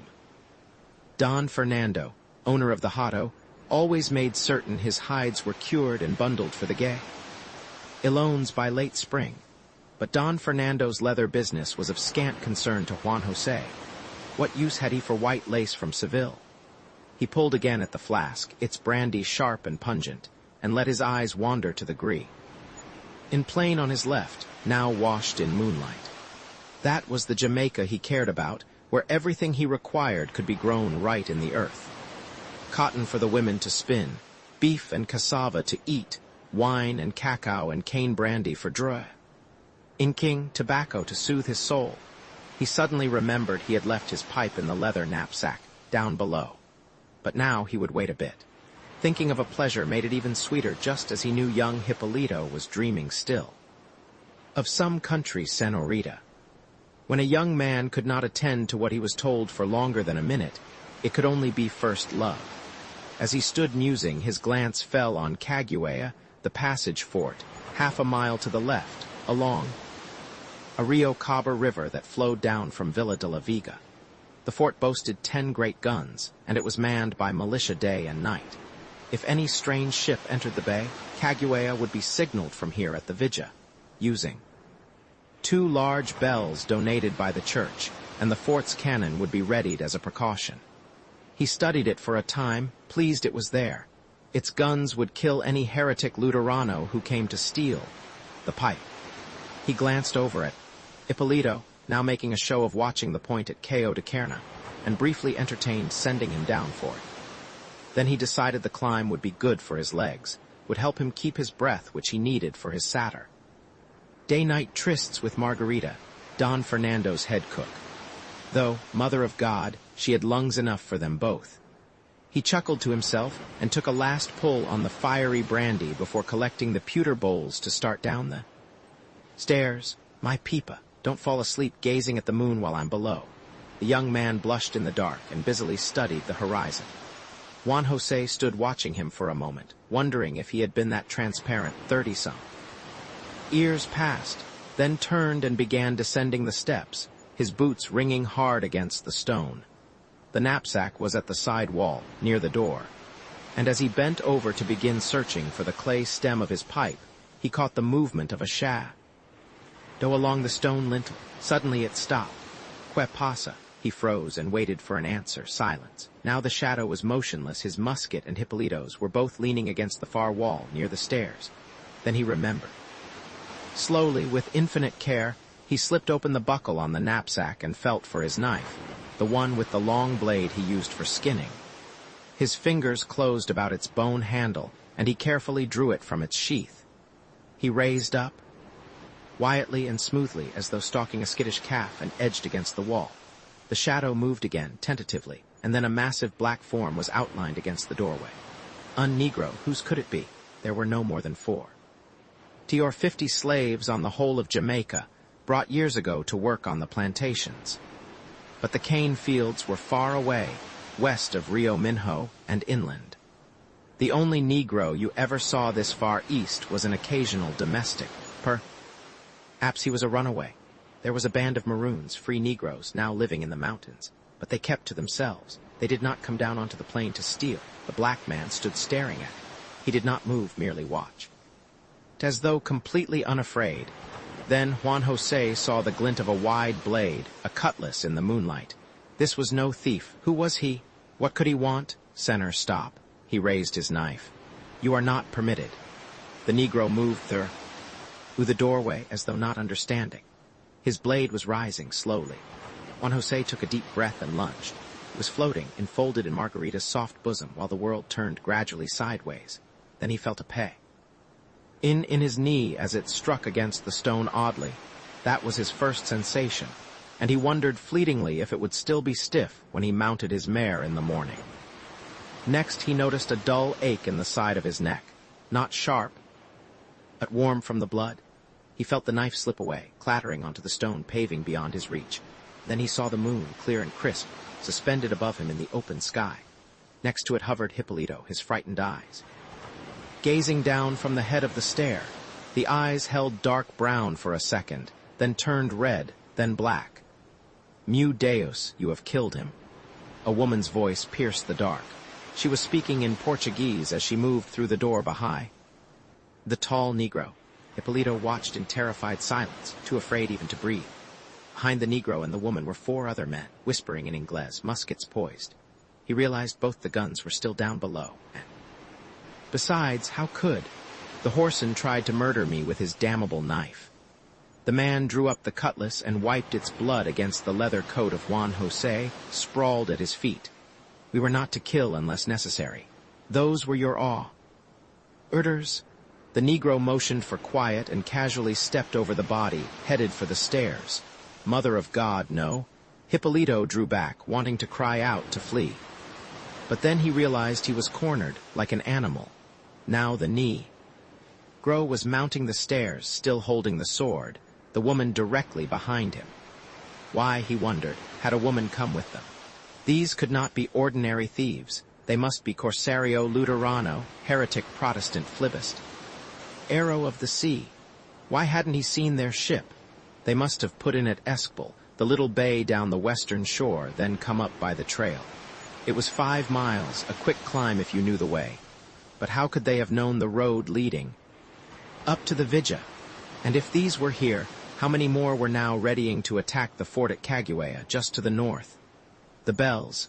He backed slowly toward the small tower and felt blindly for the rope. But now the huge figure blot. It out the moon as it moved toward him. Fearfully he watched the shadow glide across the paving, inching nearer, a stone at a time. Then he noticed the wind blowing through his hair, tousling it across his face, and he would have pushed it back, say. If he was unable to move, he could taste his own fear now, like a small copper tea-laco in his mouth. The man was raising his sword. Where was the rope, Mother of God, now? The woman had seized the Negro's arm, was pulling him back. Hippolito could almost decipher her Portuguese as she continued. Sufficient. No more killing. Hippolito stepped away from the bell tower. Senor, poor favor. The man had paused, trying to shake aside the woman. Then he said something like a hard curse. Hippolito felt his knees turn to warm butter, and he dropped forward across the stones. He was crying now, his body shivering from the hard, cold paving against his face. Just tie him. The woman's voice came again. He is only a boy. The man's voice responded in the strange language, and Hippolito thought he could feel the sword against his neck. He had always imagined he would someday die proudly, would honor Elvita by his courage. And now here he was, cringing on his belly. They would find him like this. The men in the vineyards would joke he had groveled before the Protestant ladrones like a dog. I will stay and watch him and this place. Leave me to Musk. It's... The woman spoke once more, then called out in Inglés. There were more footsteps on the stairs as the other men clambered up. Why, damn me, 'tis naught but a lad, a voice said in Inglés, sent to do a man's work. He's all they'd need. Espy us, have no fear. I'll wager 'twould be no great matter to warn the fort, which is what he'll be doin' if we... Senor, how do you signal the fort? The woman was speaking now in Spanish as she seized Hippolito's face and pulled him up. Speak quickly or I will let them kill you. Hippolito gestured vaguely toward the 2 bells hanging in the tower behind. Take out the clappers, then tie him.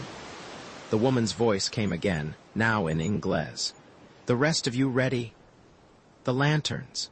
The dugout canoes had already been launched, bobbing alongside the 2 frigates anchored on the seaside of the Cayo de Carna. Directly ahead of them lay the point, overlooking the entry to Jamaica Bay. Catherine felt the gold inle. Of the musket's barrel, cold and hard against her fingertips, and tried to still her pulse as she peered through the dim moonlight. Up the companionway, on the quarterdeck, Winston was deep in a final parley with Guy Bartholomew of the Ifger. Like all the seamen, they kept casting anxious glances toward a spot on the shore across the bay, just below the Vidya, where the advance party would signal the all-clear with lanterns. The last month had not been an easy time. After the death of Jacques le Basque, Tortuga was plunged into turmoil for a fortnight, with the English and French buccaneers at Basse-Terre quarreling violently over the island's future. There had nearly been war. Finally, Bartholomew and almost 150 seamen had elected to join Winston in his attempt to seize a new English privateering base at Jamaica.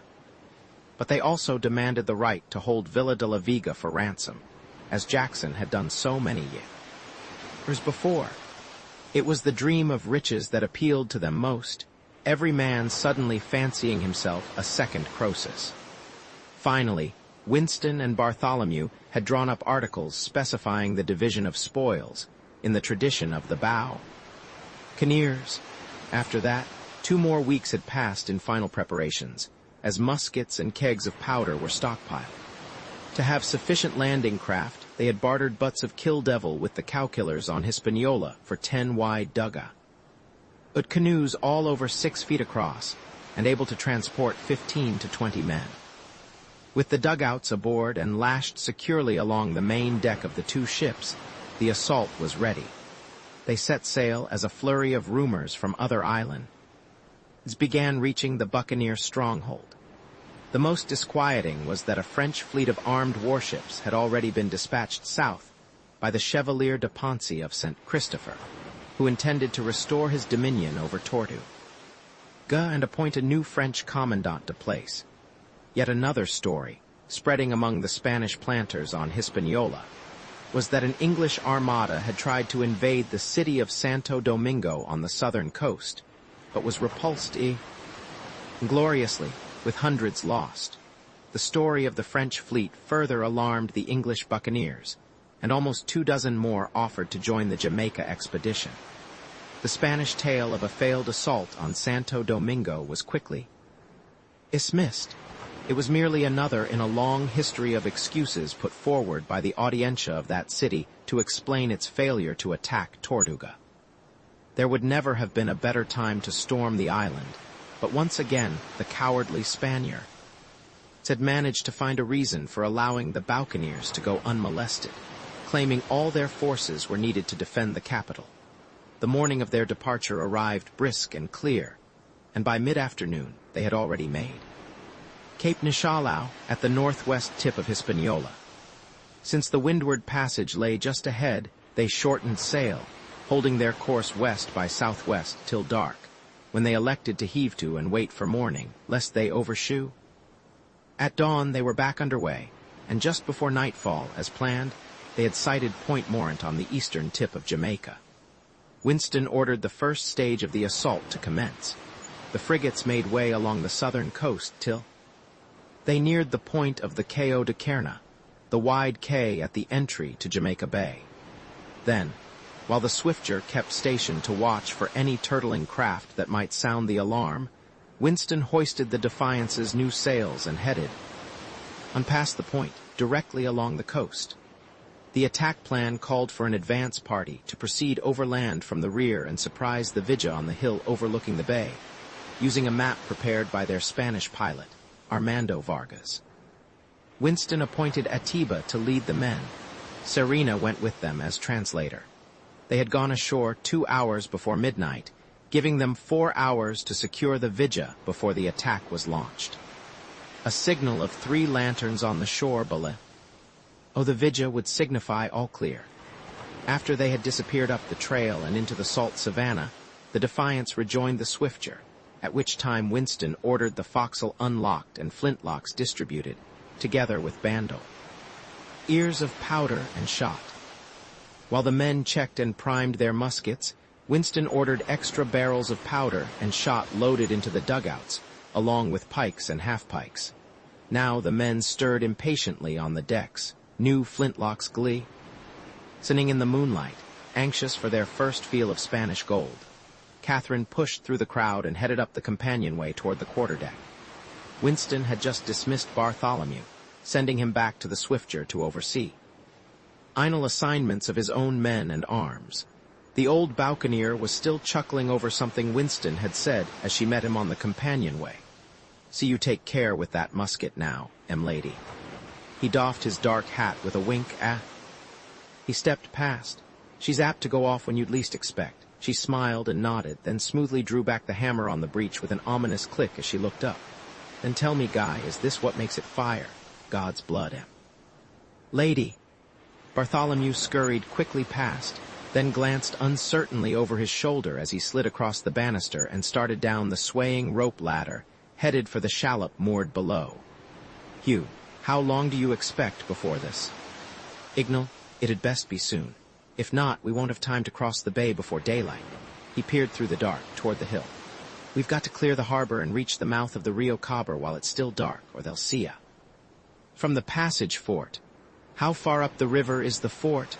"Vargas claims it's only about a quarter-mile." He glanced back toward the hill. "But once we make the river, their cannon won't be able to touch us. It's only when we're exposed crossing the bay that we need worry. What about the militia there when we try to storm it?" "Vargas claims that if they're not expecting trouble, it'll be lightly manned. After we take it, we'll have their cannon together with the ordnance we've already got. There's nothing else on the island save a few matchlock muskets, and their cavalry. All they'll have is lances or pikes." He slipped his arm around her waist.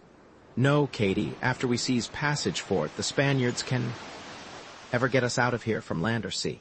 Jamaica will be ours, because this harbor will belong to us. You make it sound too easy by half." She leaned against him, wishing she could fully share his confidence. "But if we do manage to take the fort, what about Villa de la Viga? The town will have to surrender sooner or later. They'll have no harbor, and this island can't survive without one." She sighed and glanced back toward the shore. In the moonlight, the blue mountains of Jamaica towered silently above the bay. Would those mountains someday stand for freedom in the Caribbean, the way Tortuga once did? She sensed Winston's body tense and glanced up. He was gazing across the bay toward the shore, where light had suddenly appeared, then another and another. "Katie, I've waited a long, long time for this. Thinking about it, planning it. All along I always figured I'd be doing it alone, but you're being here." He seemed to lose the words as he held her against him.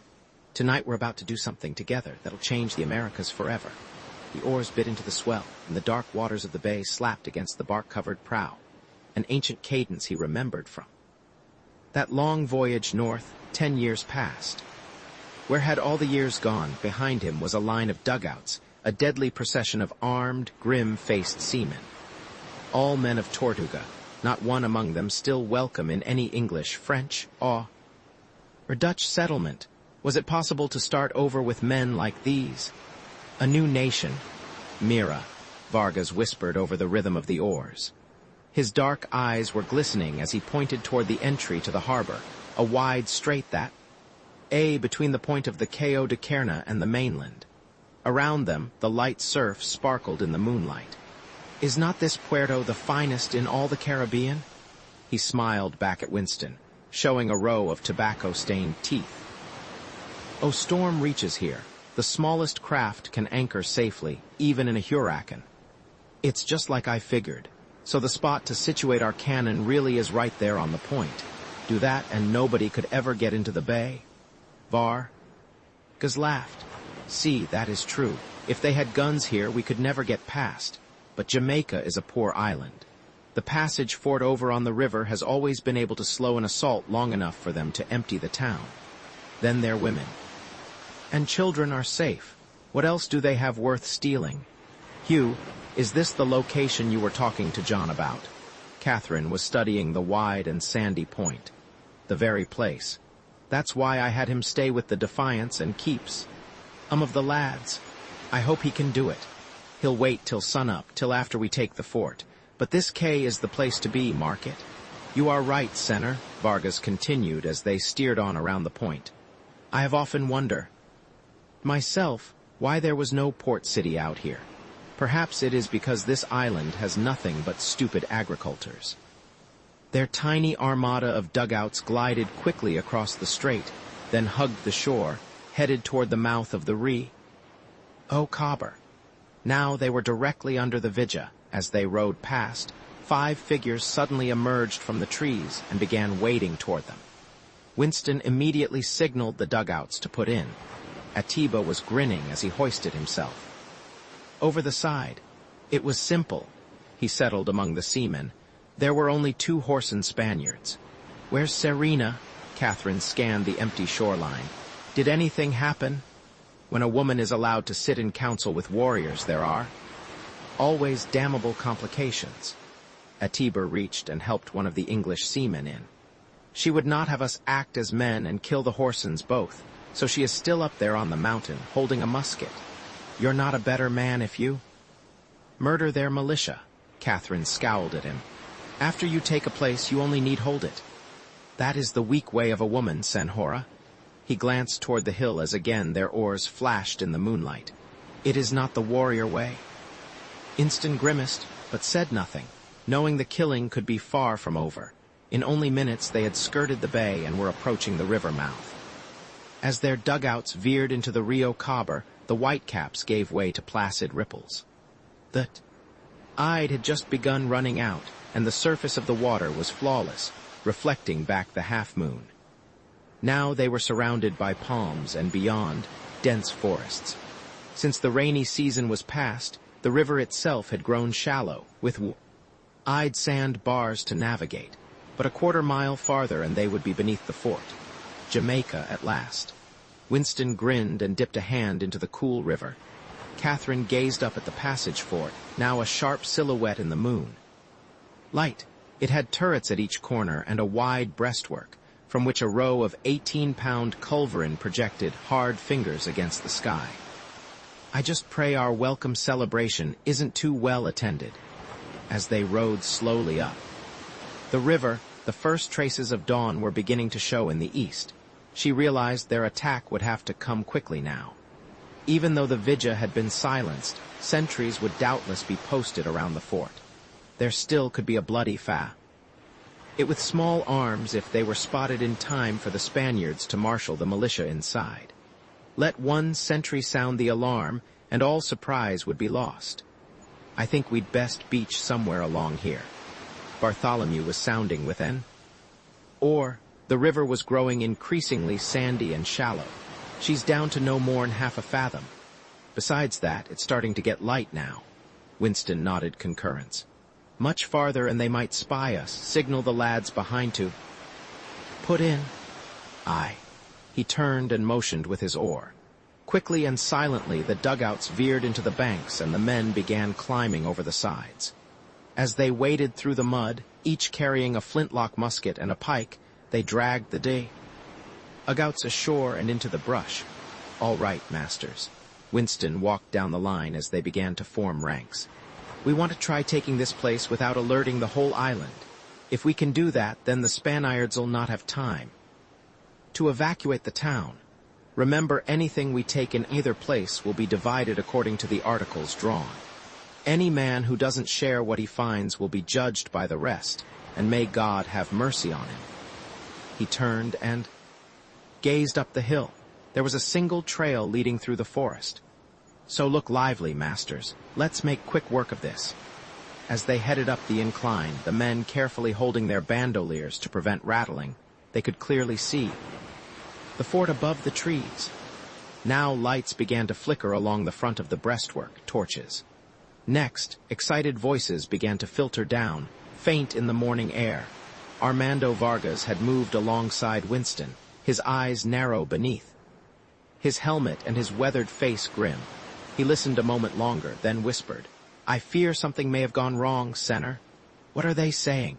Winston was checking the prime on his pistols. I think I hear orders to run out the cannon. He paused to listen. Could they have spotted our masts over at the Cayo? It is getting light now. Or perhaps an alert was sounded by the Vidya after all. He glared pointedly back toward Atiba. Perhaps it was not so secure as we were told. Behind them, the seamen had begun readying their flintlocks. Though they appeared disorganized, they handled their muskets with practiced ease. They were not raw recruits like Barbados militia. These were fighting men with long experience. They continued quickly and silently up the path. Now the moon had begun to grow pale with the approach of day, and as they neared the rear of the fortress, they could see the details of its stonework. The outside walls were only slightly higher than a man's head, easy enough to scale with grapples if need be. As they emerged at the edge of the clearing, Winston suddenly realized that the heavy wooden door at the rear of the fort was already ajar. Good Christ, we can just walk in. He turned and signaled for the men to group. It's time, masters. Vargas thinks they may have spotted our masts over at the point and started to ready the guns. His voice was just above a whisper. In any case, we'll need to move fast. I'll lead with my lads. After we're inside, the rest of you hit it with a second wave. We'll rush the sentries, then take any guards. After that, we'll attend to the gunners, who like as not won't be armed. Suddenly more shouts from inside the fort drifted across the clearing. Vargas motioned for quiet, then glanced at Winston. I hear one of them saying that they must send for the cavalry. Why? He paused. I don't know what is happening, but they are very frightened in there, Senor. Good God, if they get word back to the town, it's the end of any booty. Hugh, I don't like this. Catherine stared toward the fortress. There were no guards to be seen, no sentries. Everyone was inside shouting. Maybe it's some kind of ruse. Something has gone terribly wrong. To tell the truth, I don't like it either. He cocked his pistol and motioned the men forward. Let's take it, masters. Some 50 yards separated them from the open door as they began their dash fall. A word across the clearing. Now they could hear the sound of cannon trucks rolling over paving stone as the guns were being set. Only a few more feet remained. Would the door stay open?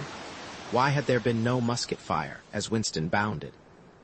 Up the stone steps leading to the door, hewn oak with iron brackets, still no alarm rose up, only shouts from the direction of the cannon at the front of the breastwork. He seized the handle and heaved it wide, then waved the others after him. Atiba was already at his side, cutlass drawn. Now they were racing down the dark stone corridor, a Gothic arch above their heads, its racks of muskets untouched. My God, he thought, they're not even going to be armed. Only a few. Eat more. A deafening explosion sounded from the front, then a second and a third. Black smoke boiled up as a yell arose from the direction of the cannon. The guns of the fort had been fired. When they emerged at the end of the corridor and into this smoky yard, Spanish militiamen were already rolling back the ordnance to reload. The gunners froze and looked on dumbfounded. Ingles demonio. One of them suddenly found his voice and yelled out, then threw himself face down on aving stones. One after another, all the others followed. In moments, only one man remained standing, a tall officer in a silver helmet. Winston realized he must be the gunnery commander. He drew his sword, a long Toledo steel blade, and stood defiantly facing Winston and the line of musketmen. No. Winston waved his pistol. It's no use. The commander paused, then stepped back and cursed his prostrate militiamen. Finally, with a look of infinite humility, he slowly slipped the sword back into its scabbard. A cheer went up from the seamen, and several turned to head for the inner chambers of the fortress to start the search for booty. Now the second wave of the attack force was pouring through the corridor. Katie, it's over. Winston beckoned her to him and unboxed ceremoniously. Jamaica is. Yard erupted as the copestone of the turret at the corner exploded, raining chips of hard limestone around them. Great God, we're taking fire from down below. He stood a moment in disbelief. Around him, startled seamen began to scurry for cover. Even as he spoke, another round of cannon shot slammed into the front of the breastwork, shaking the flagstone under their feet. Who the hell's in charge down there? There were no orders to fire on the fort. Another round of cannon shot crashed into the stone facing above them. Masters, take cover. There'll be hell to pay for this, I promise you. Peace. Suddenly recalled that Muse had been left in command down below.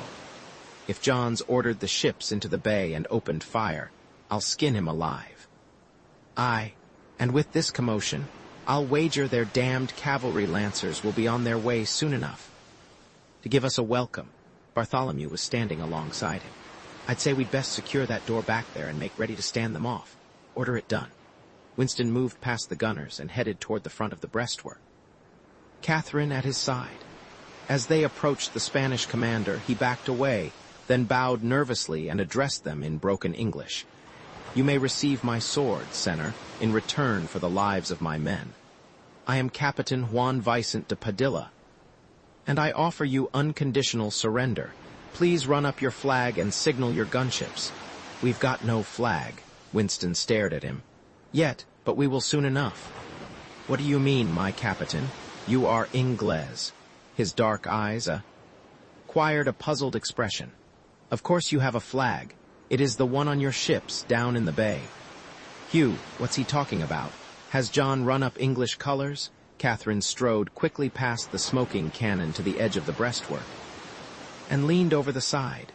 Below, the bay was lightening in the early dawn. She stood a moment, then turned back and motioned Winston to join her. Her face was in shock. He shoved his pistol into his belt and walked to her side, headed across.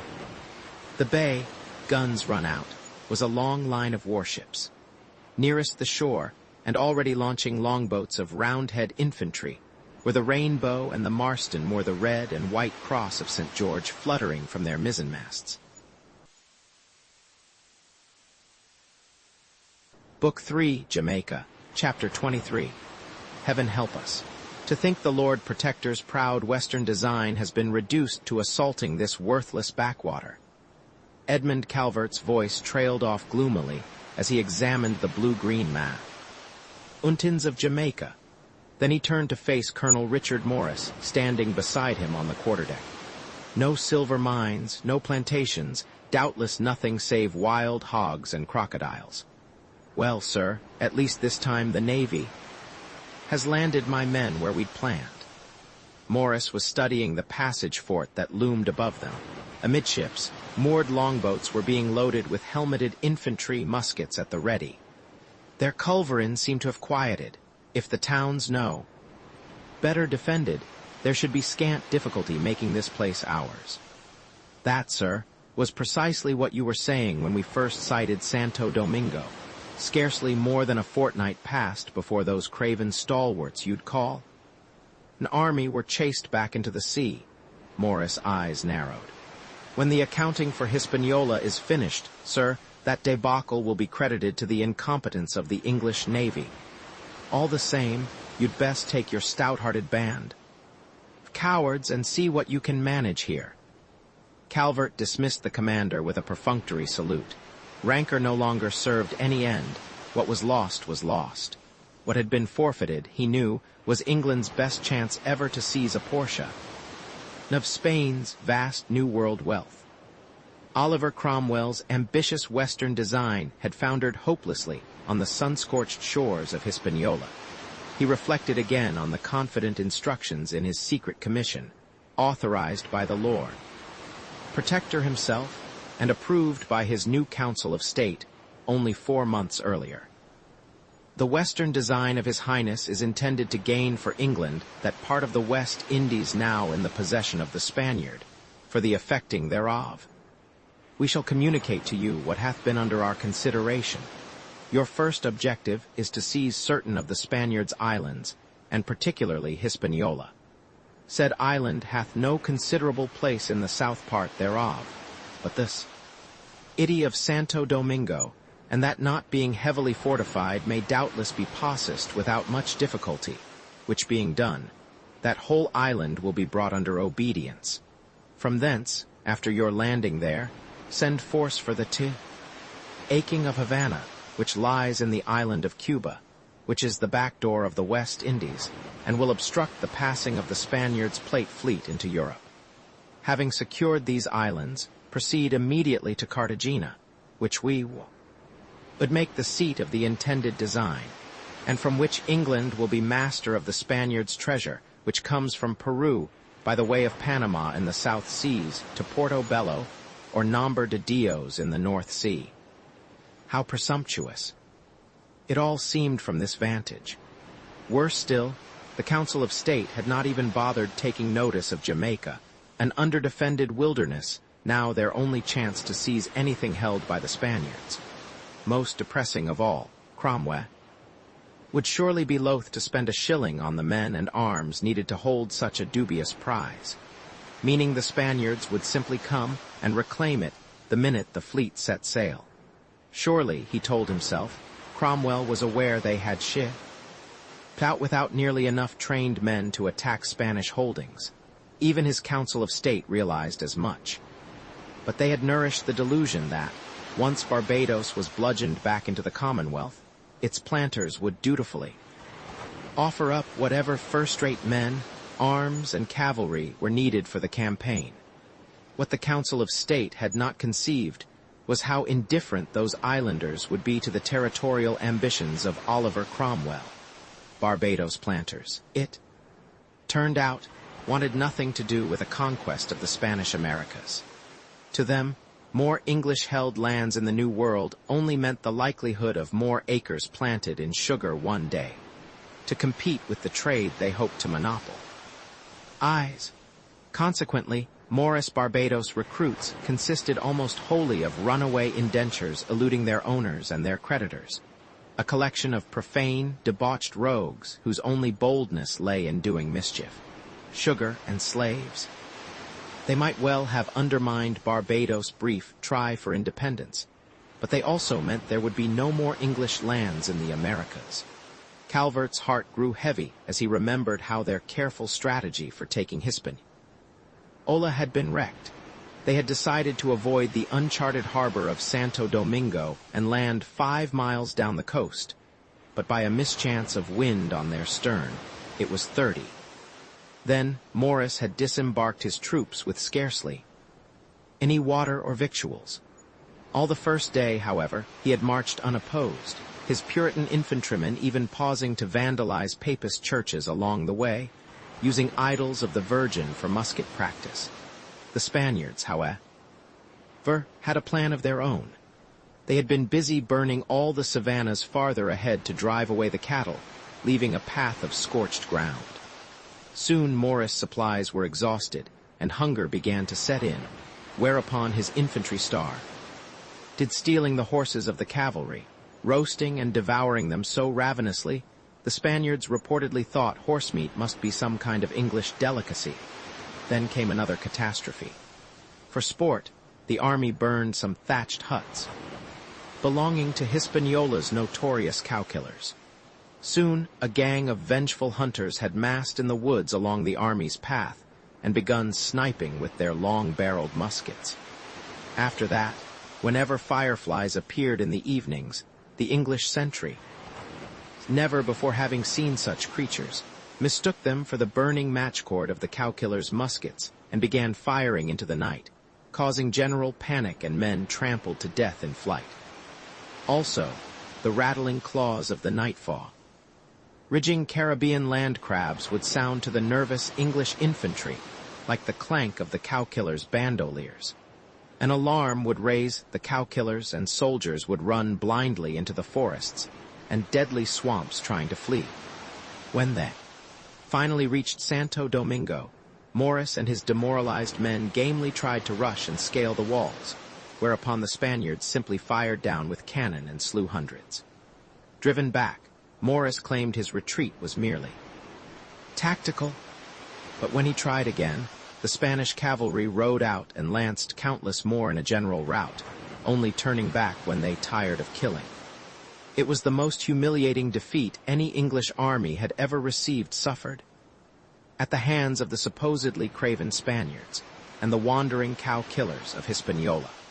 Back at sea, they realized the foolhardiness of an attempt on Havana or Cartagena, so the choice they were confronted with was to return to England empty-handed and face Cromwell's outrage, or perhaps try some easier Spanish prize. That was when they hit on the idea of Jamaica, admittedly a smaller island than Hispaniola, and of scant consequence to Spain, but a place known for its slight defenses. They immediately weighed anchor and made sail for Jamaica Bay. Well, sir, I take it the shooting's over for now.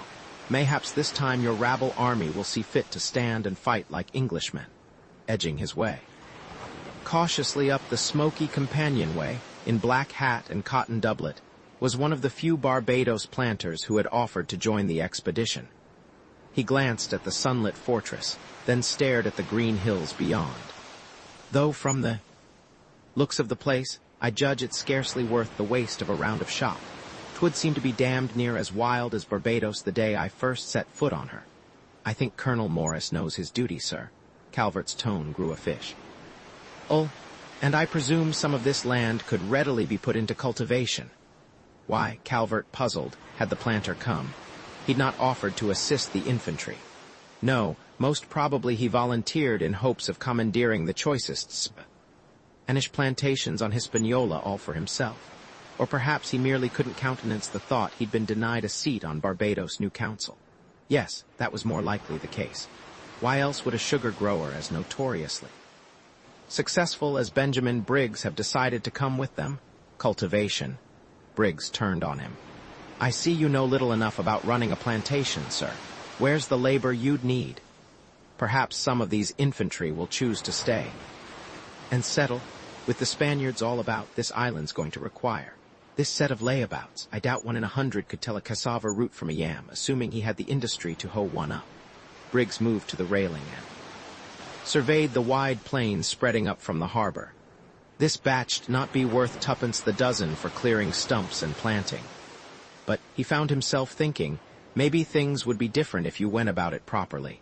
And brought in Africans. Enough strapping blacks in some of these savannas might well be set to production. And if not along here, then maybe upland. The hills look as green as Barbados was 30 years ago. Could it be I was wise to come after all? Damn Hispaniola. This place could be the ideal spot to prove what I've always believed. He told himself. Barbados showed there's a fortune to be made with sugar. But what's really called for is land, lots of it. And half the good. Lots there are still held by damned 10-acre freeholders. The New World is the place where a man has to think in larger terms. So what if I sold off those Barbados acres, packed up the sugar mill and brought it here, cut a deal with the Dutchmen for a string of quality Nigers on long credit? All we need do is send these few Spaniards packing, and this island could well be a gold mine. If you'll pardon me, Mr. Briggs, I'll have to be going ashore now. Calvert nodded and turned for the companionway. As you will, sir. Briggs glanced back at the island.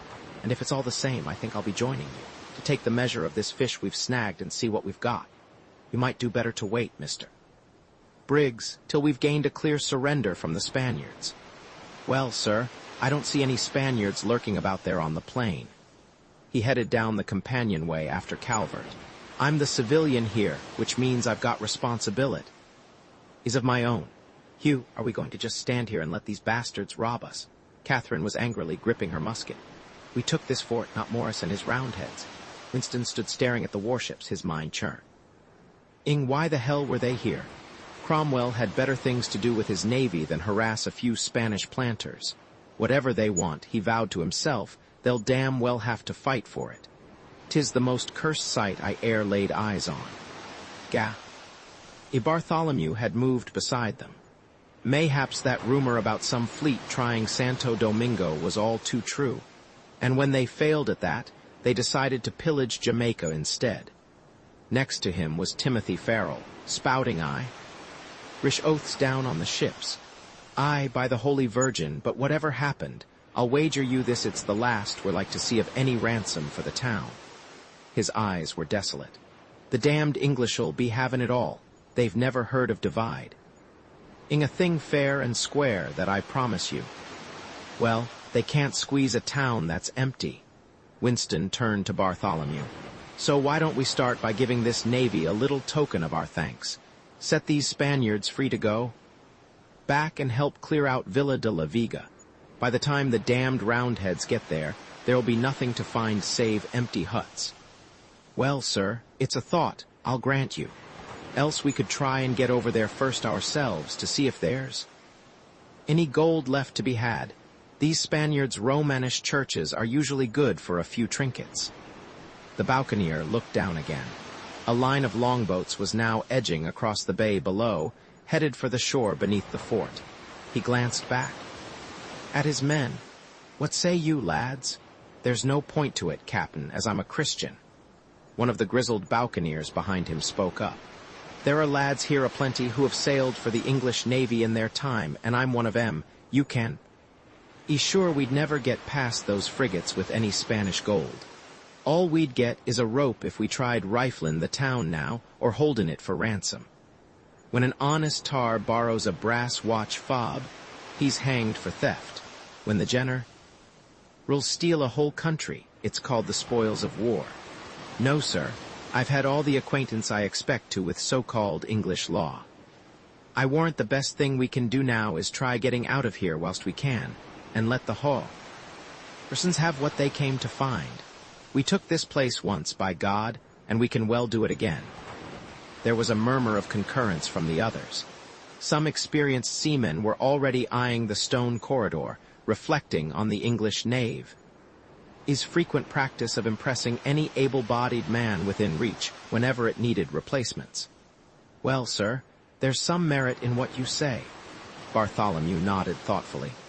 Maybe the wisest course right now is to try and get some canvas on our brigs before this navy starts to nose about our anchorage over at the other side of the K.O. That's the best, make no mistake. The Scotsman Mac Ewan interjected nervously. And if these Spaniards care to keeping the damned Roundheads entertained whilst we're doing it, then I'd gladly hand them back every gunner here, with a skein of matchcord in the trade. Whatever's in the town can be damned. Then it's done. Winston motioned for the Spanish commander. Captain Juan Vicente de Padilla advanced hesitantly, renewed alarm in his dark eyes. Do you wish to receive my sword now, Capitan? No, you can keep it and get the hell out of here.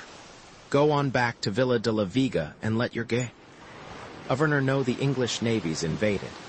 Capitan, I do not understand your meaning. He stood puzzling. Your speech is Inglés, but you are not part of those galones down below. We're not English, and I can promise you this island hasn't heard the last of us. Winston thumbed toward the corridor. Now you'd best be out of here. I don't know how long those Roundheads expect to tarry. With a bow of supreme relief, Captain de Padilla turned and summoned his men. In moments, the Spanish gunners were jostling toward the corridor, each wanting to be the first to evacuate his family and wealth from Villa de la Viga. In God's name, Hugh, don't tell me you're thinking to just hand over this fort. Cather was still watching the shore below, where infantrymen were now forming ranks to begin marching up the slope. I, for one, intend to stand and fight as long as there's powder and shot. Don't worry, we've got the heavy guns, and they're damned. Warships are under them. He signaled to Tom Canninge, master gunner of the Defiance. Have the boys prime and run out these culverin. We need to be ready. Good as done. Canninge shouted an order, and his men hurriedly began hauling the tackles left lying on the stone pavement by the Spanish gunners, rolling back the iron cannon to reload. By now, the infantry had begun advancing up the hill.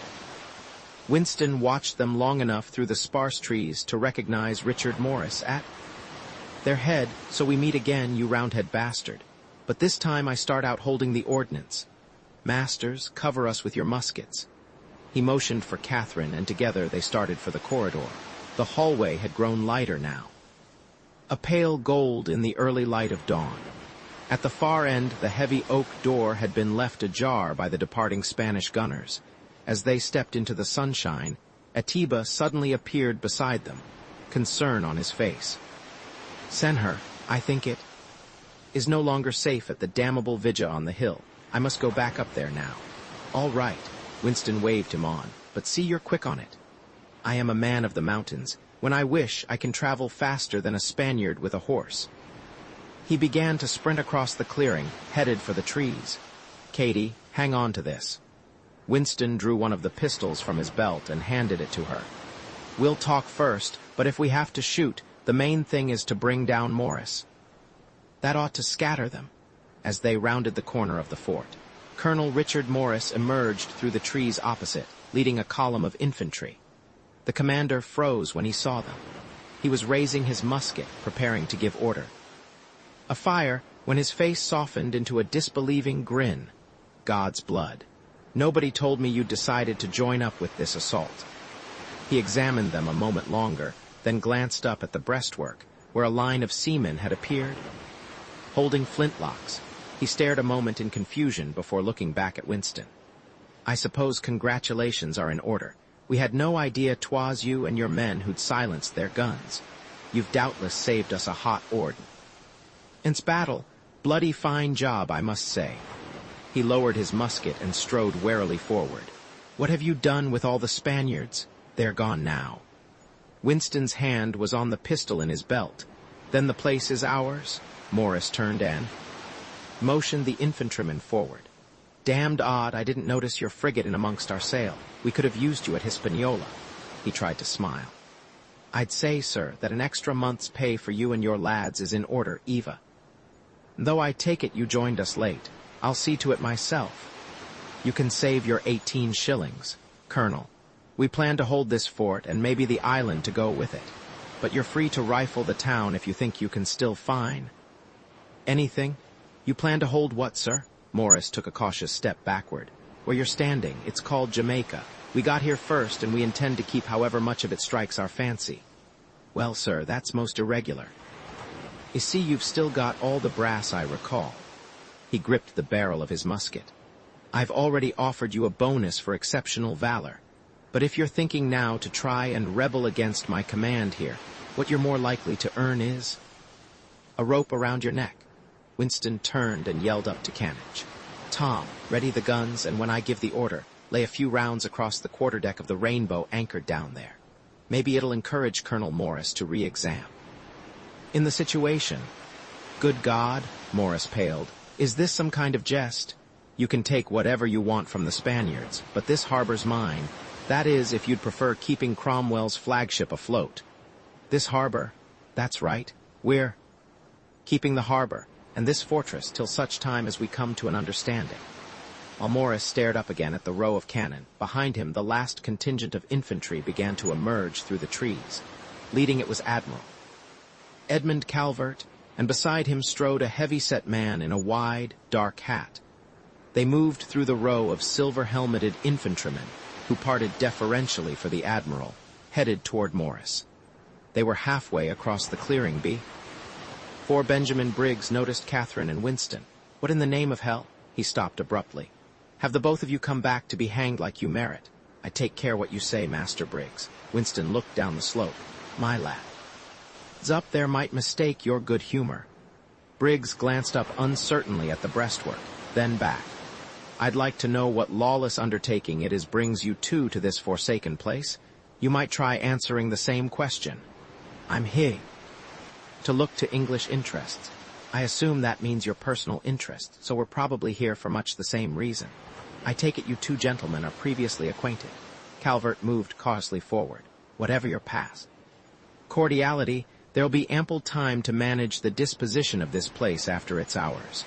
We're dividing the skin before we've caught the fox. Besides, it's the Lord Protector who'll—" There was a shout from the breastwork above, and Calvert paused to look up.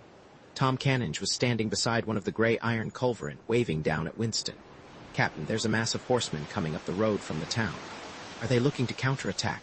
The gunner paused and studied the road. "From here, I'd say not. They're traveling slow, more just walking their mounts, and there are a few blacks with them who look to be carrying some kind of hammock." Now Morris was gazing warily down the road toward Villa de la Viga. He consulted briefly with Calvert, then ordered his men to take cover in the scattering of trees across the clearing.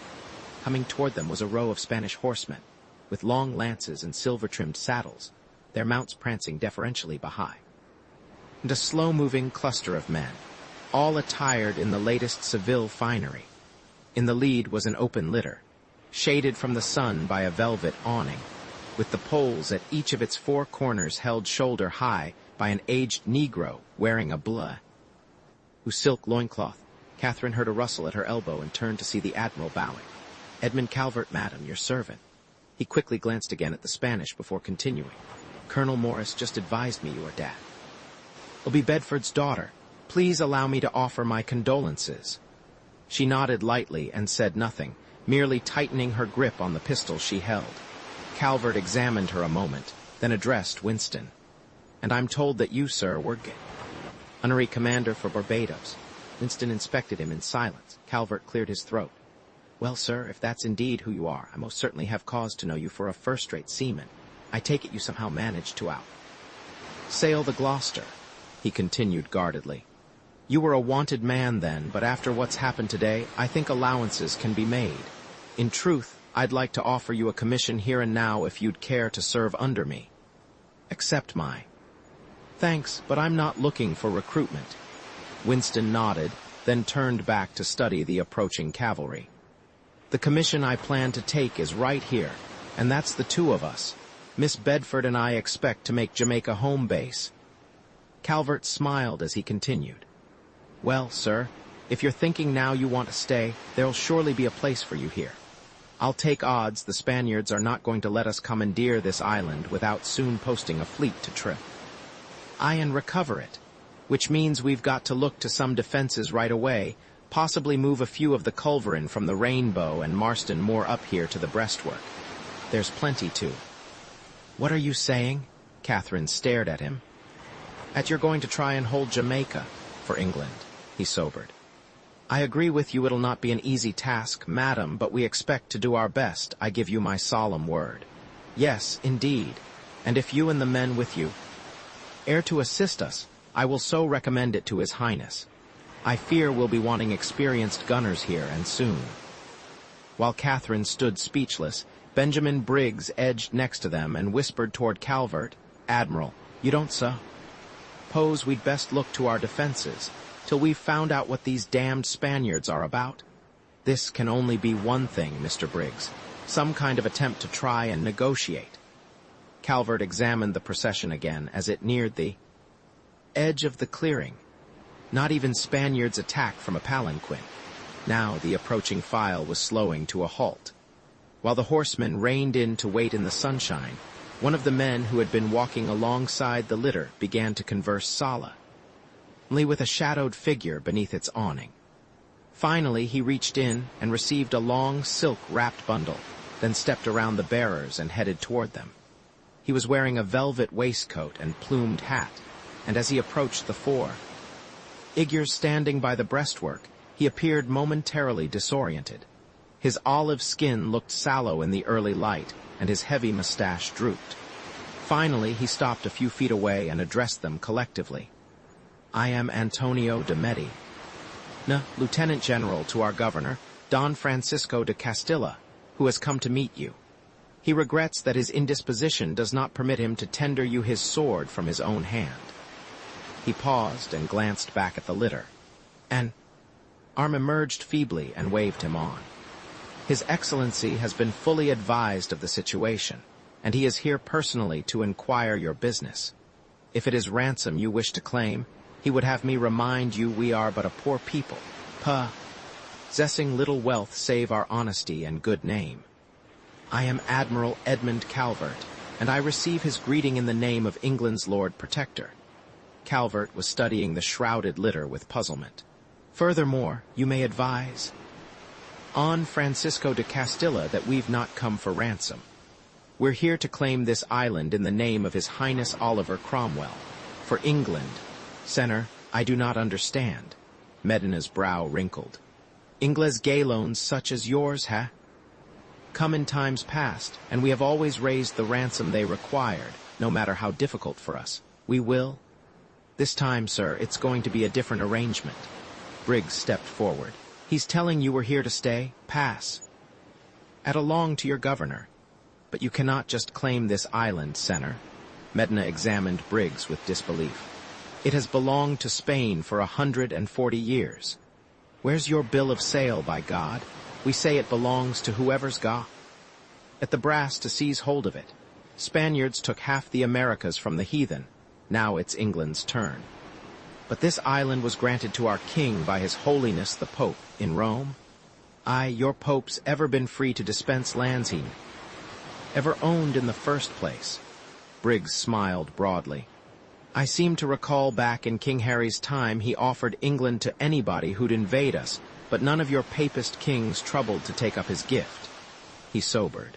This island's English as of today, and damned to your purple whore of Rome. Senor, Protestante blasphemies will not. Take care, Master Briggs. Winston's voice cut between them. "Don't be so quick to assume England has it at the moment it looks. Ike, this fortress belongs to me and my men." "Well, sir, if you're thinking to try and steal something from this place, which now belongs to England, I'd be pleased to hear how you expect to manage it." "I don't care to steal a thing. I've already got what I want. While we've been talking, my lads down on the Defiance were offloading culverin there at the Cayo de Kerna, on the point. As of now, any bottom that tries to enter or leave, this harbor is going to have to sail on. Them. So the harbor's mine, including what's in it at the moment, not to mention this fort as well. Perhaps you'd best tell me what you have in mind, sir." Calvert glanced up at the breastwork, its iron cannon now all directed on the anchored ships below. "We might consider an arrangement." Winston paused, then looked down at the bay. "What do you mean?" "These men sailing with me are buccaneers, cow-killers to you, and we need this harbor. In future, we intend sailing from Jamaica, from right over there at the point. There'll be a free port there for anybody who wants to join with us." "Are you saying you mean to settle down there on the point with these buccaneers?" Calvert was trying to comprehend what he was hearing. Could it be that, along with Jamaica, Cromwell was going to get armed ships, manned by the only men in the Caribbean feared by the Spaniards, for nothing? Perhaps it might even mean Jamaica could be kept. The Western design map. It'd end up with something after all. "Well, sir, in truth, this island's going to be needing all the fighting men it can muster if it's to defend itself from the Spaniards." Calvert turned to Briggs. "If these buccaneers of his want to headquarter it could well be a godsend. You'd countenance turning over the safety of this place to a band of rogues." Briggs' face began to grow dark with a realization. "Hold a minute, sir.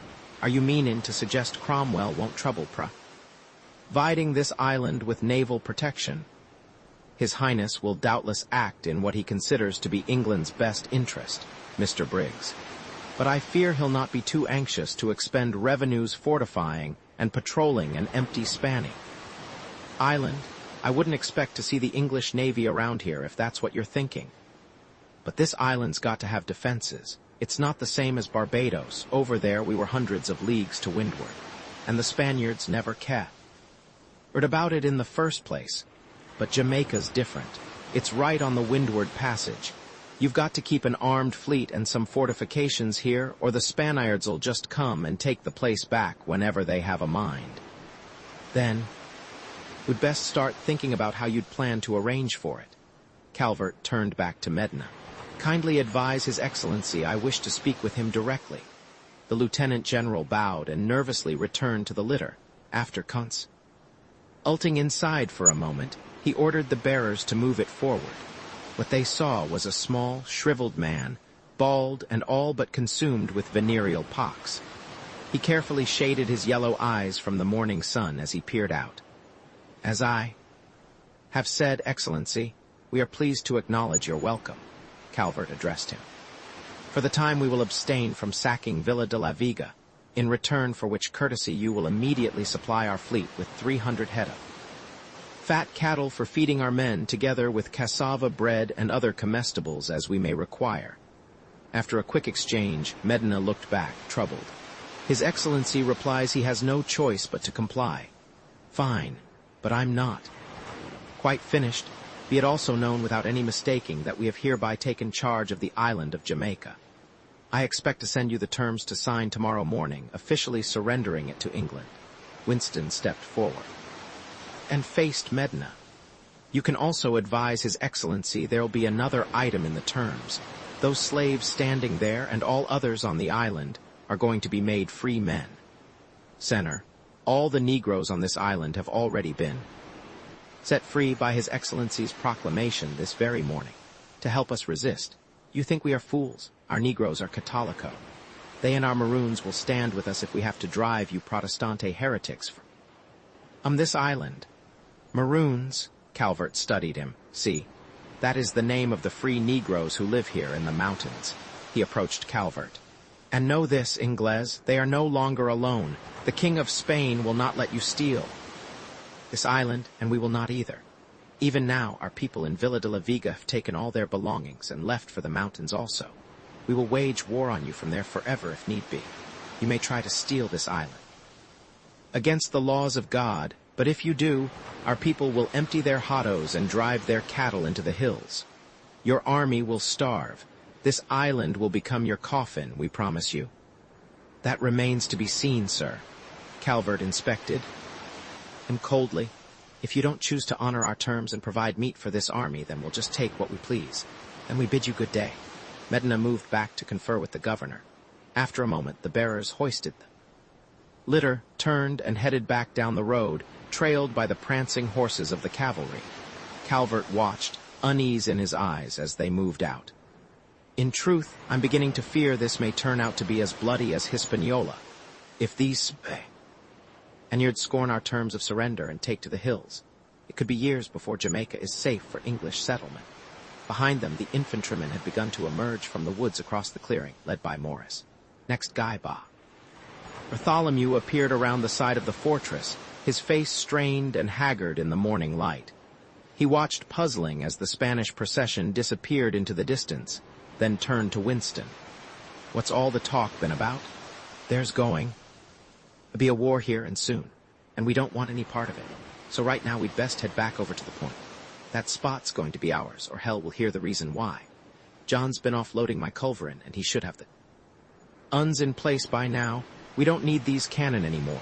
Get your lads and let's be gone. I'd just as soon be out of here, I'll tell you that. I don't fancy the looks of this, sir, not one bit. With an exhale of relief, Bartholomew signaled up to the breastwork, then headed back. God be praised. As Winston waved him on, he spotted Atiba approaching across the clearing, Serena at his side. The Yoruba still had his cutlass at his waist, and Serena, her white shift, torn and stained from the underbrush, was now carrying a Spanish flintlock. When she saw Briggs, she hesitated a second, startled, then advanced on him. My damned Niger? The planter abruptly recognized them and started to reach for his pistol. The very one who tried to kill me, then made off with my mulata. Serena lifted her musket and cocked it, not missing a step. Leave your gun where it is, Master Briggs, unless you want me to kill you. He is free now. He's a damned runaway. Briggs halted. And I take it you're in with him now. Well, I'll not be having the two of you loose on this island, that much I promise you. Serena strode directly to where he stood. I am free ne. How too? Her voice was unwavering. You can never take me back if that's what you have come here to do. We'll damned well see about that. I laid out good money for the both. There are many free Preto on this island. To be black here does not mean I have to be slave. It is not like an Inglés settlement. I have learned that already. The Spaniard at the Vidja told me there is a free nation of my people here. Atiba had moved beside her, gripping the handle of his cutlass.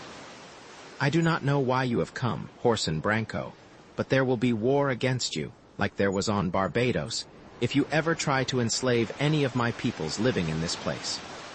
There'll be slaves here and plenty, sirrah.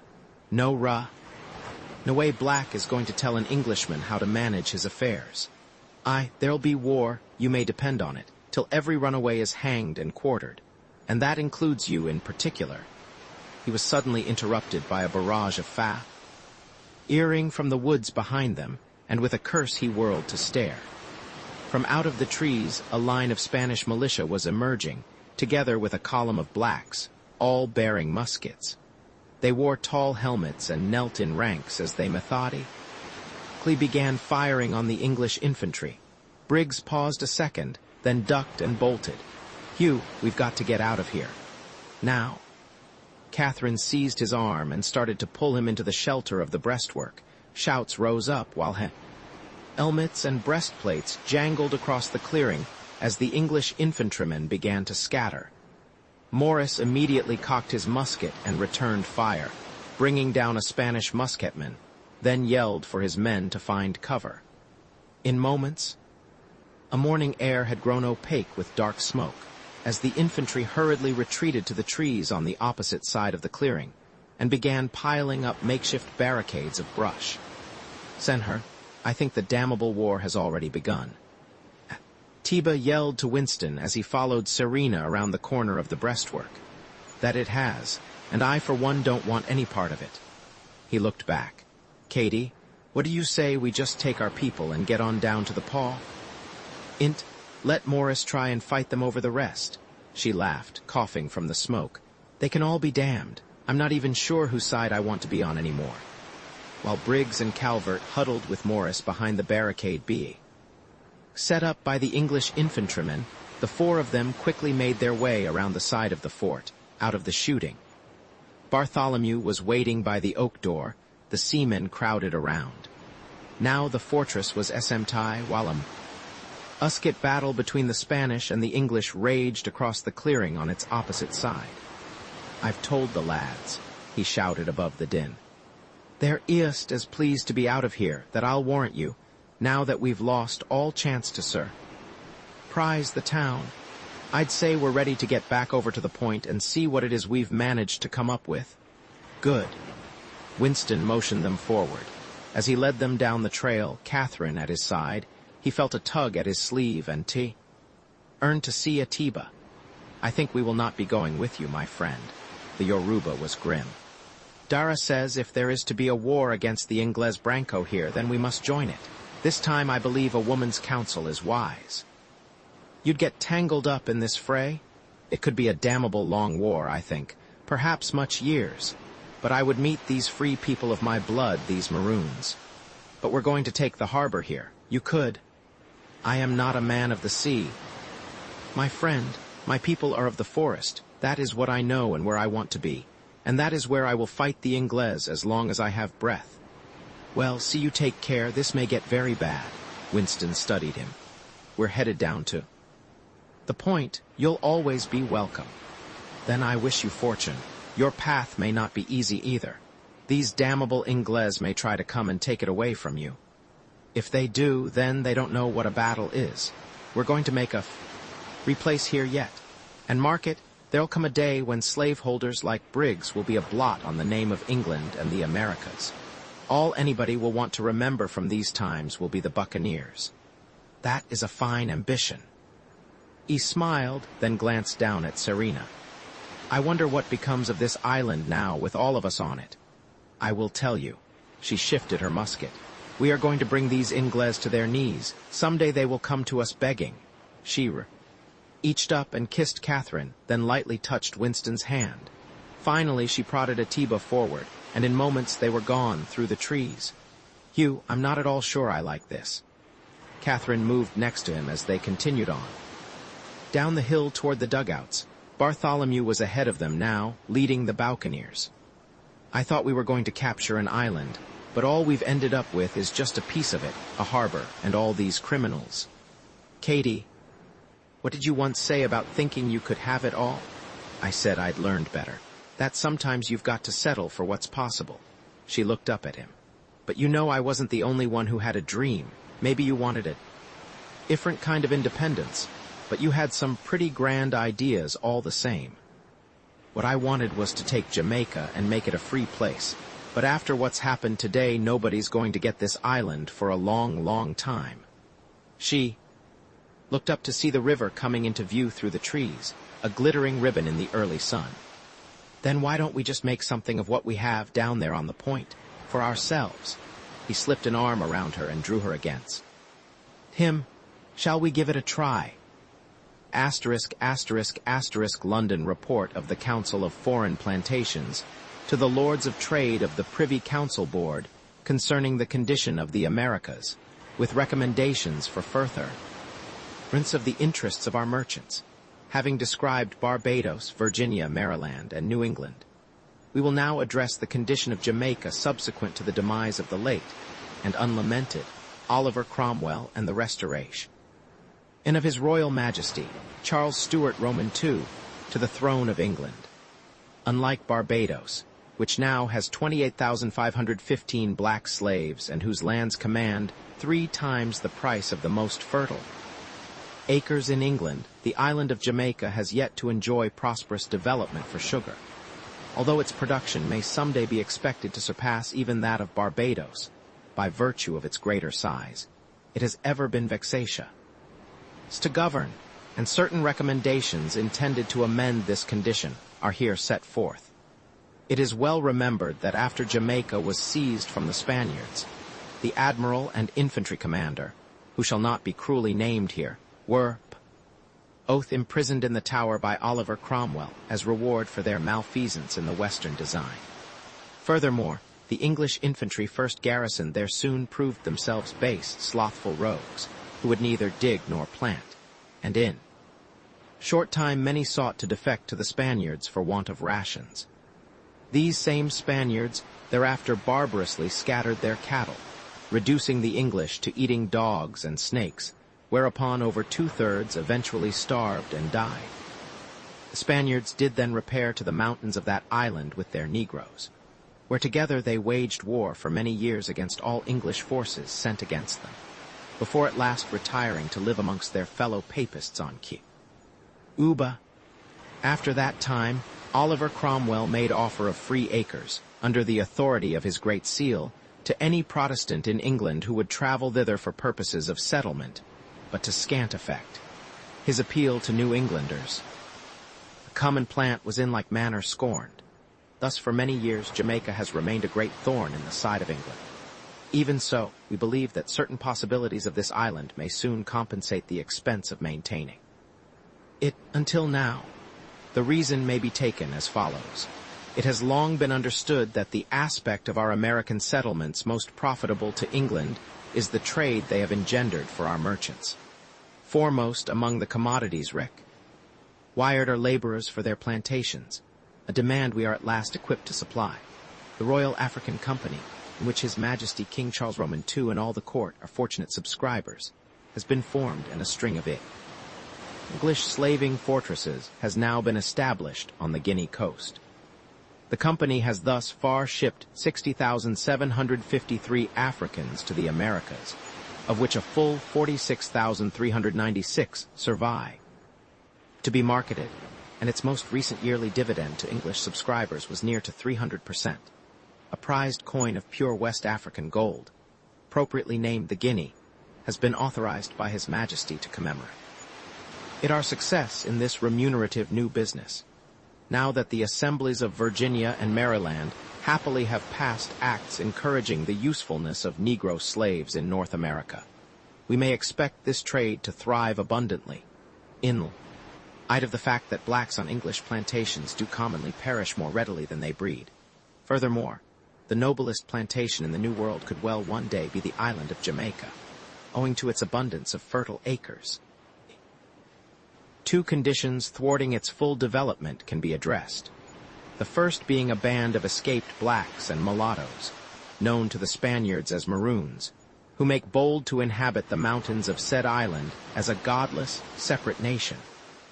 Having no moral sense, not respecting the laws and customs of civil nations, they daily grow more insolent and threatening to the Christian planters, brazenly exhorting their own blacks to disobedience and revolt by their endeavor. They have prevented many valuable tracts of land from being cultivated, to the great prejudice of His Majesty's revenue.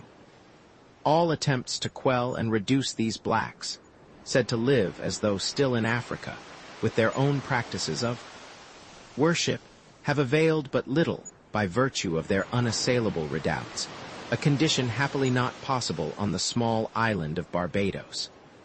Our records reveal that some £240,000 sterling have thus far been expended in fruitless efforts to bring them under submission. Yet they must be destroyed or brought in on some terms, else they will remain a great discouragement to the settling of a people on the island. It is now concluded that, since all English regiments sent against them have failed to subdue these Maroons, who fall upon and kill any who go near their mountain strongholds, efforts must be attempted in another direction. Accordingly, we would instruct the governor of the island, Sir Benjamin Briggs, to offer terms of treaty to their leader, a heathenish black reported to be called by the name Etiba, whereby each nation may henceforth exist in harmony. The other condition subverting full English control of the isla. It is the town that thrives at the entrance to Jamaica Bay, a place called Cayo de Kerna by the Spaniards, and now known in honor of the restoration of His Majesty, as Port Royal. Said port scarcely upholds its name, being beholden to none save whom it will. It is home to those rovers of the sea calling themselves buccaneers, a willful breed of men formerly of Tortuga, who are without religion or loyalty.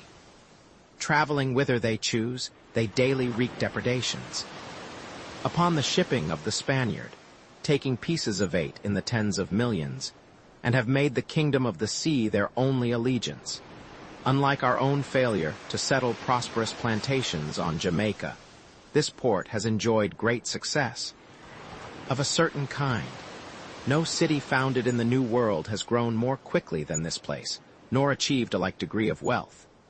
It is now more populous than any English town in the Americas save Boston, and it has realized a position of importance equaled only by its infamous reputation. In chase of the stolen Spanish riches that daily pour in upon its streets, merchants will pay more for footage along its front than in the heart of London. Having scarce supply of water, its residents do drink mainly strong liquors, and our census has shown there are not now resident in this port 10 men to every tippling house, with the greatest number of licenses, we are advised, having been issued to a certain lewd woman once of Barbados, who has now repaired thither to the great advancement of her bawdy trade. Although this port has tarnished the name of England by its headquartering of these insolent buccaneers, it is yet doubtful whether the island would still be in His Majesty's possession, were it not for the fear they strike in the heart of the Spaniards, who would otherwise long since have reclaimed it. The chiefest of these rovers, an Englishman known to all, has wrought much ill upon the Spaniards and on the Hollanders during our recent war, for which service to England and himself he is now conceived by His Majesty as a gentleman of considerable parts, though he has acted in diverse ways to obstruct our quelling of the island's meddlesome maroons. Accordingly, His Majesty has made known to the Council his desire that we strive to enlist this buccaneer's good offices in persuading his rovers, including a notorious woman, equally well known, to be his wife, who doth also sail with these marauders, to uphold English jurisdiction of the island and its port. Should this design fall out as desired, His Majesty has hopes that, by setting, as he would have it privately, these 9 of the blade in charge of his purse, he can employ them to good effect. In furtherance of this end, it is His Majesty's pleasure that we, in this coming year, recall Sir Benjamin Briggs, whose honesty His Majesty has oft thought probable, and make effort to induce this buccaneer to assume the post of Governor of Jamaica. Afterward in the foregoing, I have attempted to distill the wine of history into something more like a brandy, whilst till retaining as much authentic flavor as possible. Many of the episodes in the novel are fictionalized renderings of actual events, albeit condensed, and the majority of individuals depicted also were drawn from life. The action spans several years, from the first major slave auction on Barbados, thought to have occurred slightly before mid-century, to the English seizure of Jamaica in 1655. The structure of race and economics in England's Arabian colonies changed dramatically in those short years, a social transformation on a scale quite unlike any other I can recall. The execution of King Charles and the Barbados War of Independence also took place during that crucial time. All documents, letters, and broadsides cited here are essentially verbatim save the 2 directly involving Hugh Winston. Of the people, there naturally were many more involved than a single novel could encompass.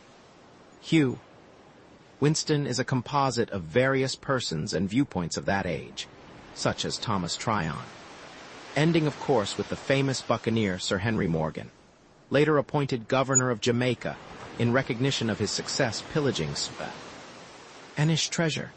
Governor Dalby Bedford is a combination of Governor Philip Bell and his successor Francis, Lord Willoughby. Neither was actually killed in the Barbados Revolution. The revolt collapsed when, after defectors had welcomed Parliament.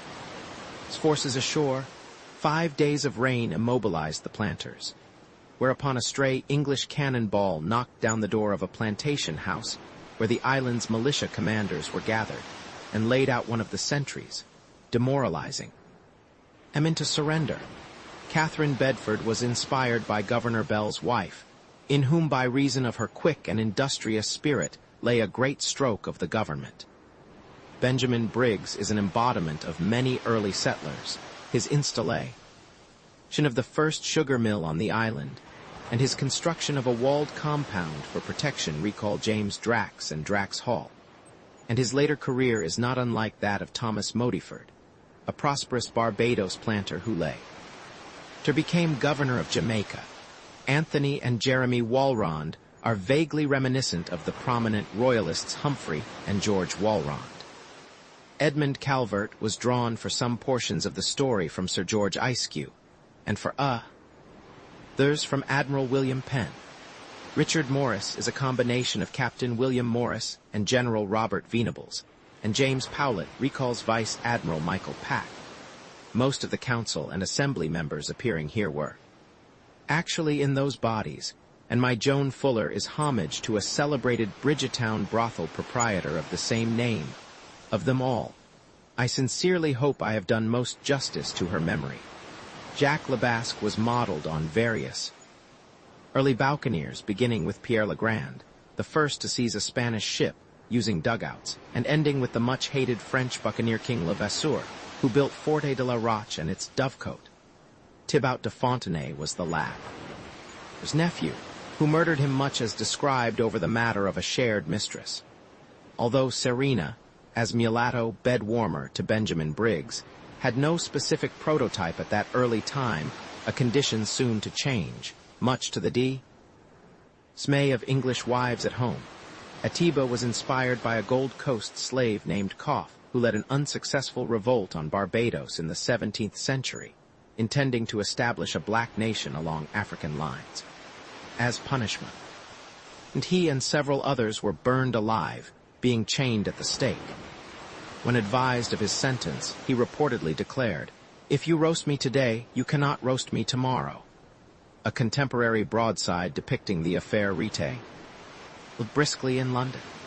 Atiba's subsequent career as a Maroon leader with whom the English eventually were forced to negotiate also had various historical models, including the fearsome Cudjoe, head of a warlike nation of Free Ni. Grows still terrifying English planters on Jamaica almost 80 years after it was seized. Very few physical artifacts survive from those years.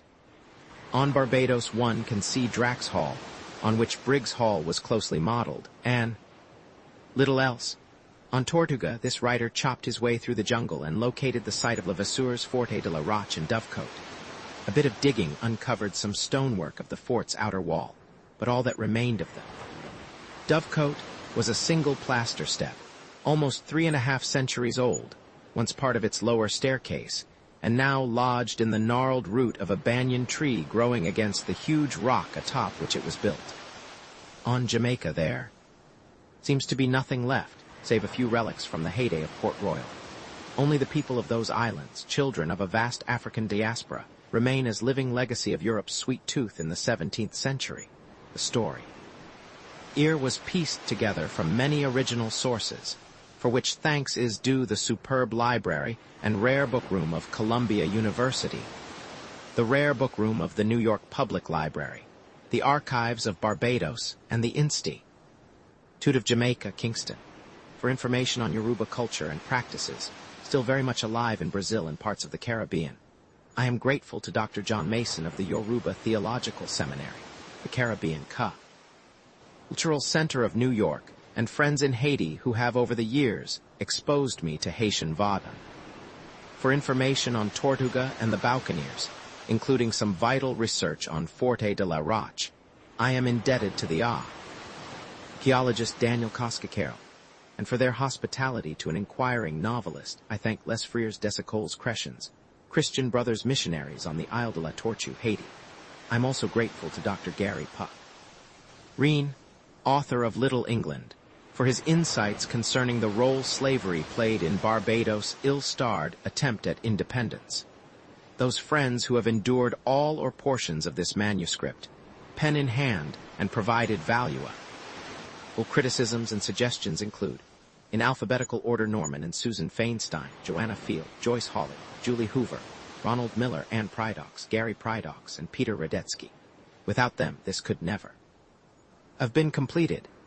I am also beholden to my agent, Virginia Barber, and to my editor, Ann Huckel-Yeager, for their tireless encouragement and assistance. Books by Thomas Hoover, non-fiction Zen culture, the Zen experience fiction. The Moghul Caribbee Wall Street Samurai. The Samurai Strategy. Project Daedalus, Project Cyclops, Life Blood Syndrome, all free as ebooks at www.thomashooverinfo****. Isk end of the Project Gutenberg ebook Caribbee ****. Updated editions will replace the previous one. The old editions will be renamed, creating the works from print editions not protected by U.S. copyright law means that no one owns a United States copyright in these works, so the Foundation and you can copy and distribute it in the United States without permission and without paying copyright royalties. Special rules set forth in the general terms of use part of this license apply to copying and distributing Project Gutenberg trademark electronic works to protect the Project Gutenberg trademark concept and trademark. Project Gutenberg is a registered trademark and may not be used if you charge for an e-book, except by following the terms of the trademark license, including paying royalties for use of the Project Gutenberg trademark. If you do not charge anything for copies of this e-book, complying with the trademark license is very easy. You may use this e-book for nearly any purpose, such as creation of derivative works, reports, performances, and research. Project Gutenberg e-books may be modified and printed and given away. You may do practically anything in the United States with e-books not protected by U.S. copyright law. Redistribution is subject to the trademark license, especially commercial redistribution. Start. Full license, the full Project Gutenberg license. Please read this before you distribute or use this work to protect the Project Gutenberg trademark mission of promoting the free distribution of electronic works by using or distributing this work or any other work associated in any way with the phrase Project Gutenberg. You agree to comply with all the terms of the full Project Gutenberg trademark license available with this file or online at www.gutenberg.org/license. Section 1. General Terms of Use and Redistributing Project Gutenberg Trademark Electronic Works 1a. By reading or using any part of this Project Gutenberg trademark electronic work, you indicate that you have read, understand, agree to, and accept all the terms of this license and intellectual property trademark/copyright agreement. If you do not agree to abide by all the terms of this agreement, you must cease using and return or destroy all copies of Project Gutenberg trademark electronic works in your possession. If you paid a fee for obtaining a copy of or access to a Project Gutenberg trademark electronic work, and you do not agree to be bound by the terms of this agreement, you may obtain a refund from the person or entity to whom you paid the fee as set forth in paragraph 1, E.81b. Project Gutenberg is a registered trademark. It may only be used on or associated in any way with an electronic work by people who agree to be bound by the terms of this agreement. There are a few things that you can do with most Project Gutenberg trademark electronic works, even without complying with the full terms of this agreement. See paragraph 1c below. There are a lot of things you can do with Project Gutenberg trademark electronic works if you follow the terms of this agreement and help preserve free future access to Project Gutenberg trademark electronic works. See paragraph 1e below. 1c. The Project Gutenberg Literary Archive Foundation, the Foundation, or PGLAF, owns a compilation copyright in the collection of Project Gutenberg Trademark Electronic works. Nearly all the individual works in the collection are in the public domain in the United States. If an individual work is unprotected by copyright law in the United States, and you are located in the United States, we do not claim a right to prevent you from copying, distributing, performing, displaying, or creating derivative works based on the work as long as all references to Project Gutenberg are removed.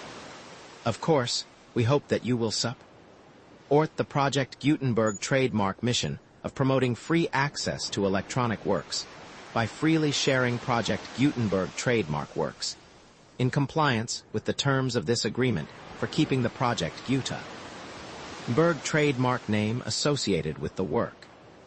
You can easily comply with the terms of this agreement by keeping this work in the same format with its attached full Project Gutenberg trademark license when you share it without charge with others. This particular work is one of the few individual works protected by copyright law in the United States and most of the remainder of the world, included in the Project Gutenberg collection with the permission of the copyright holder. Information on the copyright owner for this particular work and the terms of use imposed by the copyright holder on this work are set forth at the beginning of this work. 1. D. The copyright laws of the place where you are located also govern what you can do with this work. Copyright laws in most countries are in a constant state of change. If you are outside the United States, check the laws of your country in addition to the terms of this agreement. Before downloading, copying, displaying, performing, distributing, or creating derivative works based on this work or any other Project Gutenberg trademark work, the Foundation makes no representations concerning the copyright status of any work in any country other than the United States. 1. E. Unless you have removed all references to Project Gutenberg. 1. E.1. The following sentence with active links to or other immediate access. The full Project Gutenberg trademark license must appear prominently whenever any copy of a Project Gutenberg trademark work, any work on which the phrase Project Gutenberg appears, or with which the phrase Project Gutenberg is associated, is accessed, displayed, performed, viewed, copied, or distributed. This e-book is for the use of anyone anywhere in the United States and most other parts of the world at no cost and with almost no restrictions whatsoever. You may copy it, give it away, or reuse it under the terms of the Project Gutenberg license included with this e-book or online at www.gutenberg.org. If you are not located in the United States, you will have to check the laws of the country where you are located before using this e-book. 1. E.2. If an individual Project Gutenberg trademark electronic work is derived from texts not protected by U.S. copyright law, does not contain a notice indicating that it is posted with permission of the copyright holder, the work can be copied and distributed to anyone in the United States without paying any fees or charges. If you are redistributing or providing access to a work with the phrase Project Gutenberg associated with or appearing on the work, you must comply either with the requirements of paragraphs 1, E.1 through 1, E.7, or obtain permission for the use of the work and the Project Gutenberg trademark as set forth in paragraphs 1, E.8 or 1, E.9, 1, E.3. If an individual Project Gutenberg trademark electronic work is posted with the permission of the copyright holder, your use and distribution must comply with both paragraphs 1, E.1 through 1, E.7, and any additional terms imposed by the copyright holder. Additional terms will be linked to the Project Gutenberg trademark license for all works posted with the permission of the copyright holder found at the beginning of this work. 1. E. Or do not unlink or detach or remove the full Project Gutenberg trademark license terms from this work, or any files containing a part of this work, any other work associated with Project Gutenberg trademark. 1. E.5. Do not copy, display, perform, distribute, or redistribute this electronic work, or any part of this electronic work, without prominently displaying the sentence set forth in paragraph 1. E.1 with active links or immediate access to the full terms of the Project Gutenberg trademark license. 1. E.6. You may convert to and distribute this work in any binary, compressed, marked up, non-proprietary, or proprietary form, including any word processing or hypertext form. However, if you provide access to or distribute copies of a Project Gutenberg trademark work in a format other than plain vanilla ASCII or other, format used in the official version posted on the official Project Gutenberg trademark website, www.gutenberg.org, you must at no additional cost, fee, or expense to the user provide a copy, a means of exporting a copy, or a means of obtaining a copy upon request, of the work in its original, plain vanilla ASCII or other form. Any alternate format must include the full Project Gutenberg trademark license, as specified in paragraph 1, E.11, E.7. Do not charge a fee for access to, viewing, displaying, performing, copying, or distributing any Project Gutenberg trademark works unless you comply with paragraph 1, E.8 or 1, E.9, 1, E.8. You may charge a reasonable fee for copies of or providing access to or distributing Project Gutenberg trademark electronic works, provided that you pay a royalty fee of 20% of the gross profits you derive from the use of Project Gutenberg trademark works calculated using the method you already used to calculate your applicable taxes. The fee is owed the owner of the Project Gutenberg trademark, but he has agreed to donate royalties under this paragraph to the Project Gutenberg Literary Archive Foundation. Royalty payments must be paid within 60 days following each date on which you are legally required to prepare your periodic tax returns. Royalty payments should be clearly marked as such and sent to the Project Gutenberg Literary Archive Foundation at the address specified in Section 4. Information about donations to the Project Gutenberg Literary Archive Foundation.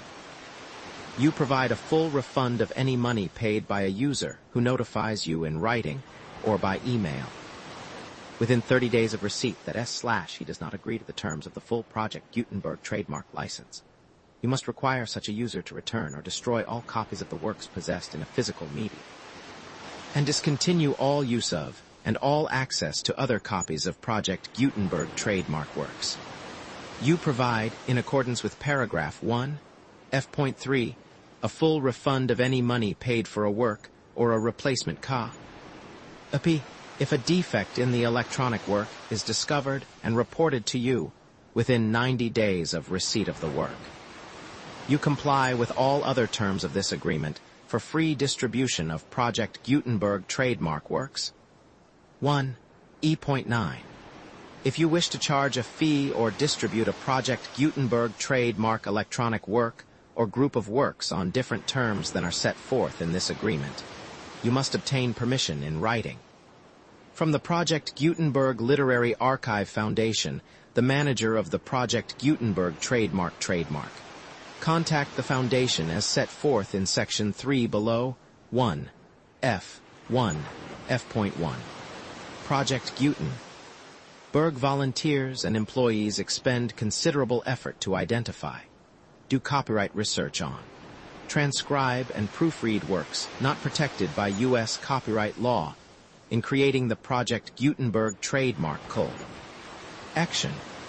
Despite these efforts, Project Gutenberg trademark electronic works and the medium on which they may be stored may contain defects, such as, but not limited to, incomplete, inaccurate or corrupt data, transcription errors, a copyright or other intellectual property infringement, a defective or damaged disk or other medium, a computer virus or computer codes that damage or cannot be read by your equipment. 1. F.2.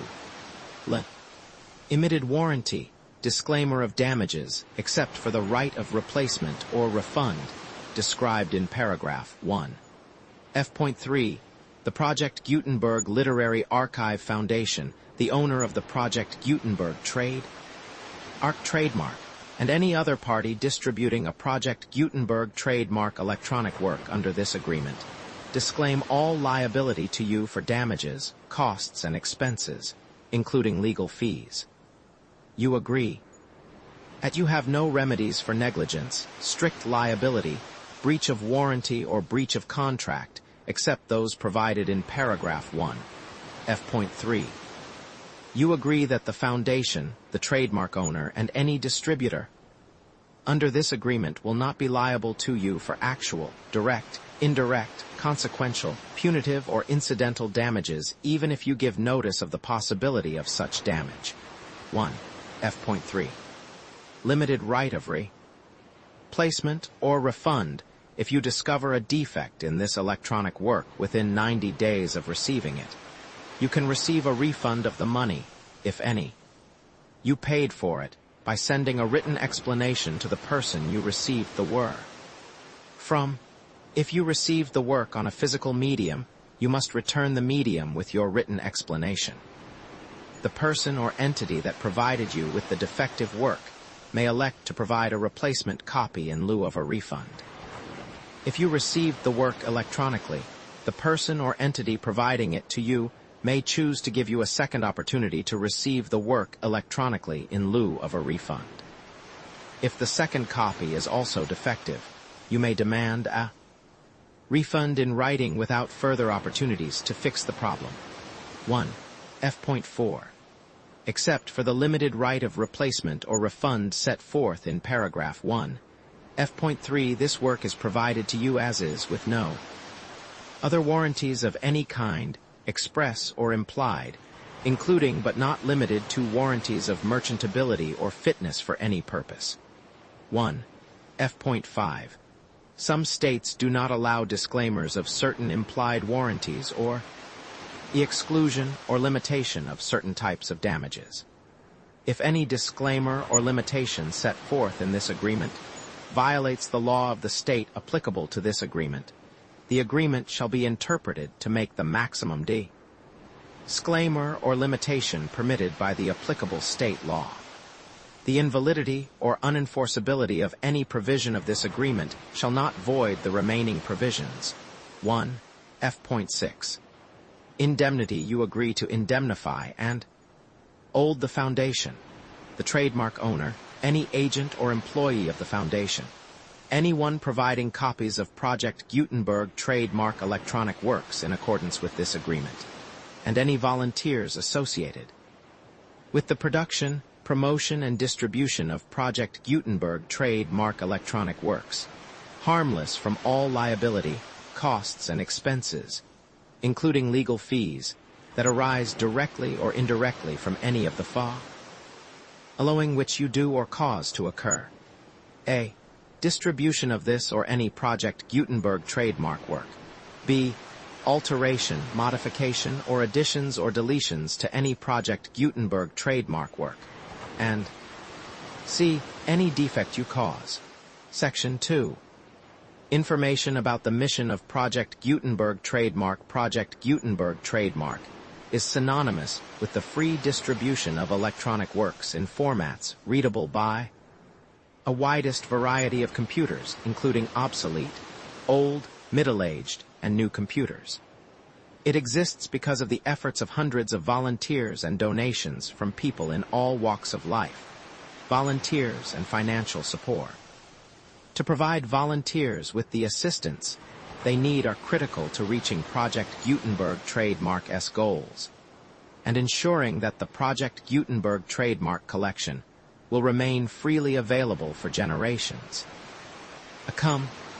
In 2001, the Project Gutenberg Literary Archive Foundation was created to provide a secure and permanent future for Project Gutenberg trademark and future generations. To learn more about the Project Gutenberg Literary Archive Foundation and how your efforts and donations can help, see sections 3 and 4 and the Foundation information page at www.gutenberg.org. Section 3. Information. And about the Project Gutenberg Literary Archive Foundation, The Project Gutenberg Literary Archive Foundation is a non-profit 501(c)(3) educational corporation organized under the laws of the state. It of Mississippi and granted tax-exempt status by the Internal Revenue Service. The Foundation's EIN, or Federal Tax Identification Number, is 64 to 6,221,504. D1. Contributions to the Project Gutenberg Literary Archive Foundation are tax-deductible to the full extent permitted by U.S. federal laws and your state's laws. The Foundation's business office is located at 800 9 North 1500 West, Salt Lake City, at 84,116, 801, 596 to 1887. Email contact links and up-to-date contact information can be found at the Foundation's website and official page at www.gutenberg.org/contact section 4. Information about donations to the Project Gutenberg Literary Archive Foundation project.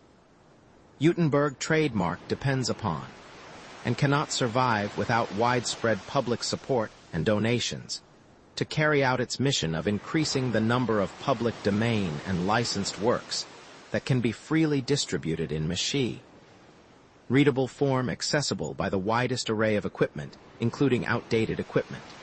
Many small donations, $1 to $5,000, are particularly important to maintaining tax-exempt status with the IRS. The Foundation is committed to complying with the laws regulating charities and charitable donations in all 50 states of the United States. Compliance requirements are not uniform, and it takes a considerable effort, much paper, and many fees to meet and keep up with these requirements. We do not solicit donations in locations where we have not received written confirmation of compliance. To send donations or determine the status of compliance for a particular state, visit www.gutenberg.org/donate. While we cannot and do not solicit contributions from states where we have not met the solicitation requirements, we know of no prohibition against accepting unsolicited donations from donors in such states who approach us with offers to donate. International donations are gratefully accepted, but we cannot make any statements concerning tax treatment of donations received from outside the United States. U.S. laws alone swamp our small staff. Please check the Project Gutenberg web pages for current donation methods and addresses. Donations are accepted in a number of other ways, including checks, online payments, and credit card donations. To donate, please visit www.gutenberg.org/donate, Section 5. General information about Project Gutenberg Trademark Electronic Works. Professor Michael S. Hart was the originator of the Project Gutenberg trademark concept of a library of electronic works that could be freely shared with anyone. For 40 years, he produced and distributed Project Gutenberg trademark ebooks with only a loose network of volunteer support. Project Gutenberg trademark ebooks are often created from several printed editions, all of which are confirmed as not protected by copyright in the U.S. unless a copyright notice is included. Thus, we do not necessarily keep ebooks in compliance with any particular paper edition. Most people start at our website, which has the main PG search facility, www.gutenberg.org. This website includes information about Project Gutenberg trademark, including how to make donations to the Project Gutenberg Literary Archive Foundation, how to help reduce our new ebooks, and how to subscribe to our email newsletter to hear about new ebooks.